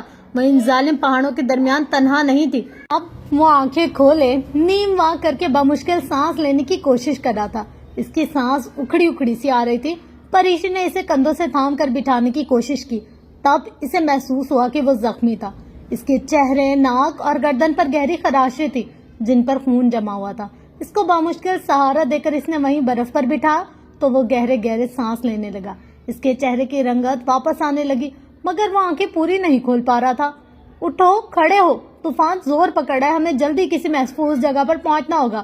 برف باری تیز ہوتی رفتار اور سرد ہواؤں کے جھکڑوں کی خوفناک آواز سے وہ پریشان سی ہو کر اسے سہارا دے کر کھڑا کرنے لگی مگر زخمی ہونے کے باعث وہ اٹھ نہیں پا رہا تھا. وہ اپنے پیروں پر کھڑا ہونے کے قابل نہیں رہا تھا. اس سے تو کچھ بولا بھی نہیں جا رہا تھا. آنکھیں بھی اسی طرح اد کھلی تھی. وہ نڈھال سا نیم بے ہوشی کے عالم میں تھا. وہ اس کو کھڑا نہیں کر سکتی تھی. یہ ادراک ہوتے ہی اس نے اپنی کمر پر بندھی کلائمبنگ ہارن سے چھوٹی سی رسی باندھی. اسے افق کی ہارن سے کیس بند کر کی مدد سے نتی کیا. پھر دونوں ہاتھوں سے اس کے بازو اور کندھے کو پکڑ کر اسے برف سے گھسیٹنے لگے. تب اسے علم ہوا کہ اس کی دائیں ٹانگ سے خون بہ رہا تھا اور اس کا بیک پیک غائب تھا. برف باری اب شدید قسم کی ژالہ باری میں تبدیل ہو چکی تھی. سرد ہواؤں کی رفتار تیز ہو گئی تھی. آسمان کا رنگ اب عجیب سا ہی ہو گیا تھا کہ سمجھ ہی نہیں آ رہا تھا کہ وہ کیا کرے. حد بصارت جو کچھ دیر تک اتنی زیادہ تھی کہ بس ہر طرف نگاہ پربت پر ہی دیکھ سکتی تھی اب محض 2 فٹ رہ گئے تھے. رسیوں سے بنایا گیا راستہ چند میٹر اوپر تک ہی واضح تھا اور آگے دھند میں گم ہو جاتا تھا. تیز چلتی برفیلی ہوائیں اسے ادھر ادھر لڑکانے کی کوشش کر رہی تھی. وہ یہ دقت اپنے قدموں پر کھڑی اسے کسی زندہ لاش کی مانند کھینچ رہی تھی. سخت پتھروں کی طرح کے اولے اس کے سر پر پڑ رہے تھے. ہمالیہ کے پہاڑ اگر اس پر ہنس بھی رہے تھے تو اب وہ انہیں نہیں دیکھ سکتی تھی. وہ افق کو گھسیٹتی 9-10 میٹر نیچے لائی. پھر نڈھال سی ہو کر اس کے ساتھ ہی بیٹھ گئی. اس کا باقاعدہ سانس چڑھ رہا تھا اور اس میں مزید ہمت نہیں تھی کہ وہ 1 فٹ اور اونچے پورے مرد کو اس بھاری بھرکم کپڑوں سمیت کھینچ کر چند قدم بھی نیچے لے جا سکے. اسے یہ علم بھی نہیں تھا کہ اسے نیچے جانا تھا یا اوپر. دونوں جانب جانے والے راستے دھند اور بالوں میں گم ہو رہے تھے. کیمپ 4 چند میٹر اوپر تھا مگر اوپر چڑھنا خودکشی تھا. کیمپ 3 خاصا نیچے تھا اور وہ افق کو اتنا نیچے نہیں لے جا سکتی تھی. برستی ژالہ باری اور چنگاڑتے طوفان میں وہ ایک زخمی شخص کے ساتھ تنہا برف میں بیٹھی تھی. اس کا دماغ سن ہو چکا تھا. کچھ سمجھ میں نہیں آ رہا تھا کہ اس ظالم طوفان میں وہ کس پتھر سے پناہ مانگے, کس برفانی دیوار کے پیچھے جا چھپے. سب کچھ جیسے خواب کسی کیفیت میں ہو رہا تھا. ذہن معاف تھا, ٹانگوں سے قوت سلب تھی, بصارت چند میٹر تک محدود تھی. یا خدا وہ کیا کرے. اس نے سر اٹھا کر اوپر دیکھا. آسمان مکمل طور پر سفید تھا اور سفید سے سفید پتھر نیچے برسا رہا تھا. تیز ہوائیں ڈراؤنی آواز کے ساتھ چل رہی تھی. اس نے گردن ادھر ادھر گھما کر اپنے اطراف میں دیکھا. وہ برف میں جس جگہ بیٹھی تھی اس سے تھوڑی دور تک ہی اس کی بصارت کام کر رہی تھی. آگے سب کچھ دھند اور دبیز برف میں غائب ہو جاتا تھا. جہاں تک وہ دیکھ سکتی تھی وہاں تک برف کا میدان تھا. ہر طرف سفید برف تھی. وہ کسی برف کے صحرا میں بیٹھی تھی جس کی سرحدیں نہیں تھی. دنیا جیسے ختم ہو چکی تھی. سب برف تھا, سفید اجلی برف. اس کے اعصاب اب اس کا ساتھ چھوڑنے لگے تھے، دماغ مفلوج ہو چکا تھا۔ پھر اس نے افق کو دیکھا، وہ اس کے قریب برف پر پڑا کراہ رہا تھا، اس کی آنکھیں اد کھلی تھی جیسے وہ نیم بے ہوش ہو۔ پریشے کچھ بھی سن یا سمجھ نہیں پا رہی تھی، شدید سردی اس کی ہڈیوں میں گھس کر انہیں کھا رہی تھی۔ انتہائی بلندی کے باعث اس کا ذہن اور جسم آپس میں مربوط نہیں تھے، وہ بس متلاشی نگاہوں سے ارد گرد دیکھ رہی تھی۔ اسے آسمان سے پتھروں کی طرح گرتی برف سے بچاؤ کے لیے کچھ کرنا تھا۔ اس کی یادداشت اور سوچنے سمجھنے کی صلاحیت گو کہ اس کا ساتھ دے چکی تھی، مگر لاشعوری قوت مدافعت بیدار تھی۔ اس بلندی پر ذہن کو ایک نقطے پر مرکوز کرنا، کچھ سوچنا بہت کٹھن تھا۔ اس نے بدقت تمام اپنا بیک پیک کھولا، آئس ایکس، بیلچا، سنو شال، آئس اسکیوز اور رسی نکالی اور پھر افق کو وہیں برف میں رسی سے باندھنے لگی۔ اس کی کمر کے گرد سے رسی باندھ کر دائیں سے بائیں رسی کو اس کے اسکریوز سے برف میں ٹھونک دیا کہ اب وہ حرکت نہیں کر سکتا تھا۔ پھر اس نے ایک دفعہ اس کی حفاظتی رسیوں کی مضبوطی چیک کی اور تسلی کر کے وہ نیچے اترنے لگی۔ طوفانی جھکڑوں اور شدید قسم کی برف باری کے دوران اسے بمشکل 30 میٹر نیچے ایک چھوٹا سا پلیٹ فارم ملا جہاں پر وہ برف کھود کر خیمہ لگا سکتی تھی۔ پھر جانے کتنی دیر وہ برف میں پھاوڑا مارنے لگی، برف کھودتی رہی، برف کا پاؤڈر سا اس کے چہرے اور کپڑوں پر گرتا رہا، ٹانگیں منجمد ہونے لگی۔ افق وہیں اوپر سخت سردی میں زخمی پڑا رہا، پریشے کے ہاتھ سے جان نکلنے لگی مگر خیمے لگ کے نہیں دے رہے تھے۔ طوفان 60 میل فی گھنٹے کی رفتار سے چلی تھی ہوائیں اسے چند سیکنڈ میں ہی گرا دیتی اور پھر سے کھڑا ہوتی۔ وہ ایک چھوٹا سا 2 آدمیوں کا ٹینٹ اس نے کتنی مشکل سے اس ہوا میں لگایا تھا، یہ صرف وہی جانتی تھی۔ پھر وہ واپس گرتی پڑتی اوپر آئی، وہ اسی طرح برف اور پتھروں سے بندھا پڑا تھا، اس کی آنکھیں بند اور لب جامنی تھے۔ افق اسے پکارنے کے باوجود اس کے وجود میں جنبش نہ ہوئی، وہ تیزی سے اس کے قریب آئی، تیز ہوا اسے کھڑا بھی نہیں ہونے دے رہی تھی۔ افق اٹھو اور اندر چلو، اس کے کان کے قریب چیخنے پر اس نے آنکھیں کھولی، پر اس کی رسیاں کھول رہی تھی۔ پریشے اسے دوبارہ خود سے باندھا اور سہارا دے کر نیچے لائے۔ وہ چلنے کی قوت بھی نہیں رکھتا تھا، غالباً اس کی ٹانگ کی ہڈی ٹوٹ گئی تھی اور ٹانگ میں آنے والا زخم اتنا گہرا تھا کہ رسیاں خیمے کے فرش پر گرتے ہی وہ پھر سے کراہنے لگا۔ وہ کبھی بھی درد سے کراہتا نہیں تھا، اب اگر کراہ رہا تھا تو یقیناً شدید زخمی تھا۔ پریشے وہیں اس کے قریب 2 زانوں بیٹھ گئے۔ خیمے کی گول چھت پر برف مسلسل گر رہی تھی۔ کارٹیکس میں لگے 2 ہیٹر لائٹرز کے باعث اندر اور باہر کے درجہ حرارت میں خاصا فرق پڑ رہا تھا۔ اندر گرمائش تھی، پھر بھی اس کے دانت بج رہے تھے اور ٹانگیں لکڑی کی طرح سخت ہو رہی تھی۔ وہ بیٹھے بیٹھے گھسٹ کر اس کے قریب آئی اور اپنا بیگ کھول کر فرش پر الٹ دیا، پھر فرش پر بکھرے سامان میں سے دستانے نکال کر افق کے ہاتھوں میں پہنائے، سلیپنگ بیگ میں سے اسے لٹایا کہ وہ اپنا سلیپنگ بیگ اپنے سمیت گم کر چکا تھا، اور پھر میڈیکل کٹ سے ضروری سامان باہر نکال کر اس کا زخم دیکھنے لگی۔ اس وقت اس کی تھکاوٹ اور سردی کے مارے بری حالت تھی، دل چاہا تھا کہ فوراً کمبل اوڑھ کر سو جائے، مگر سامنے وہ شخص لیٹا تھا جس سے اس کی سانسوں کی ڈور بندھی تھی۔ یہ وہ شخص تھا جس کے لیے وہ 2 دن پیدل برف زاروں کو عبور کر کے آئی تھی، جو اگر درد سے کراہتا، وہ درد کا گھاؤ پریشے کو اپنی روح میں لگتے محسوس ہوتا۔ وہ سو نہیں سکتی تھی جب تک وہ پرسکون نہ سو جاتا، اسے چین نہیں آ سکتا تھا۔ اس کا زخم گہرا تھا، شاید ہڈی فریکچر ہو گئی تھی، خون بھی بہہ رہا تھا۔ سوچنے سمجھنے کی صلاحیت میں کسی حد تک کمی کے باعث وہ ٹھیک سے سمجھ نہ پا رہی تھی اور وہ مشکل پٹی کر رہی تھی۔ اس کی اپنی سانس بھی اکھڑی اکھڑی آ رہی تھی، وہ ڈیتھ زون میں تھی اور اس کے جسم کے خلیوں کو اس بات کا علم ہو چکا تھا، اس کے تمام خلیوں کو آکسیجن ٹھیک سے نہیں مل رہی تھی اور وہ اسے اس بات کا بخوبی احساس دلا رہے تھے۔ چونکہ دماغ کو بھی آکسیجن نہیں مل رہی تھی، سو اس کا ذہن ماؤس سا ہو رہا تھا۔ اس کے پاس تو آکسیجن کینسٹرز بھی نہیں تھے۔ بیس کیمپ میں جب اس نے افق سے آکسیجن رکھنے کی بات کی تو اس نے لاپرواہی سے انکار کر دیا تھا۔ اس نے بگ 5 بغیر آکسیجن کے سر کیے بھی۔ کبھی کبھی دل کرتا ہے دیکھو تو صحیح کہ میرے پھیپھڑے کتنا حوصلہ رکھتے ہیں۔ اس کے پھیپھڑے جیسے بھی ہوں، وہ بہرحال کم آکسیجن کے عادی تھے، مگر پریشے عادی نہیں تھی۔ اس نے اپنے طور پر کچھ آکسیجن ایمرجنسی صورتحال کے لیے رکھی بھی تھی، مگر وہ لانا بھول گئی۔ افق کے پاس ایک کینسٹر تو لازمی ہونا چاہیے تھا، مگر وہ اپنا بیگ کھو چکا تھا۔ یہ چھوٹی چھوٹی غلطیاں بہت بڑی ٹریجڈی بنتی جا رہی تھی۔ زخم صاف کر کے اس کی پٹی تو کر دی گئی، مگر فریکچر کے بارے میں وہ کچھ بھی کرنے سے قاصر تھی۔ اسے افق کو لازماً بیس کیمپ لے جانا تھا۔ فریکچر ایسا تھا کہ سرجری ناگزیر تھی، مگر وہ نیچے کیسے جائے؟ وہاں جانے کے تو تمام راستے مسدود تھے۔ تو فرینڈس، یہ تھی آج کے ایپیسوڈ۔ ہوپ سو کہ آپ کو یہ ایپیسوڈ بہت اچھی لگی ہوگی۔ بیچ بیچ میں میری زبان بہت زیادہ فمبل کر رہی تھی کیونکہ یہ تھوڑا انٹرسٹ سے ہٹ کر تھا ناول، لیکن بس اللہ اللہ کر کے اچھا لگے آپ لوگ کو اور ختم بھی ہو جائے تو بس ہاں مطلب میری محنت وصول ہو جائے گی. کوشش تو میں نے کی ہے کہ بہت اچھا کر کے آپ لوگ کو سنایا جائے, بہت زیادہ فملنگ بھی نہ ہو, بہت سارے ورڈز ایسے بھی نہ ہو جو کہ آپ لوگوں کی سمجھ میں نہ آئے, لیکن پھر بھی جو لکھا ہوتا ہے ہمیں تو وہی پڑھنا ہوتا ہے. اس لحاظ سے یہ ناول جب میں پڑھ رہی تھی نا, جیسے جیسے یہ برف میں جا رہے ہیں, جیسے جیسے یہ کھو رہے ہیں, جو کچھ ہو رہا ہے, مجھے ایسے بیٹھے بیٹھے نا ٹھنڈ لگنے لگی. مطلب میں پڑھ رہی تھی نا, مجھے ایسا لگ رہا تھا اوئے میں بھی کہیں کسی پہاڑی میں کھو تو نہیں گئی, میں بھی کسی پہاڑ میں پھنس تو نہیں گئی, میں کسی برف پانی تودے کے نیچے تو نہیں آ گئی نا. ایسے ایک دم سانس بند ہونے لگی. آپ نے دیکھو کہ ایک دو جگہ نا میں نے ایسے گہرے گہرے سے سانس لیے, مطلب مجھے ایسے لگ رہا تھا کہ خود میرے ساتھ یہ سب کچھ ہو رہا ہے, پر کیا سین تھا یہ مجھے سمجھ میں نہیں آئی اس کی. خیر یہ تھی آج کی ایپیسوڈ. انشاءاللہ ملتے ہیں نیکسٹ ایپیسوڈ میں. تب تک کے لیے اپنا گرد و نواح اہل و عیال کا بہت زیادہ خیال رکھے گا اور مجھے اپنی دعاؤں میں بہت زیادہ یاد رکھے گا. کوشش کروں گی جلدی جلدی یہ والا ناول ختم کیا جائے تاکہ آپ لوگ کی کیوریوسٹی ختم ہو جائے. تو بس ملتے ہیں انشاءاللہ نیکسٹ ایپیسوڈ میں. تب تک کے لیے لو یو آل, اللہ حافظ.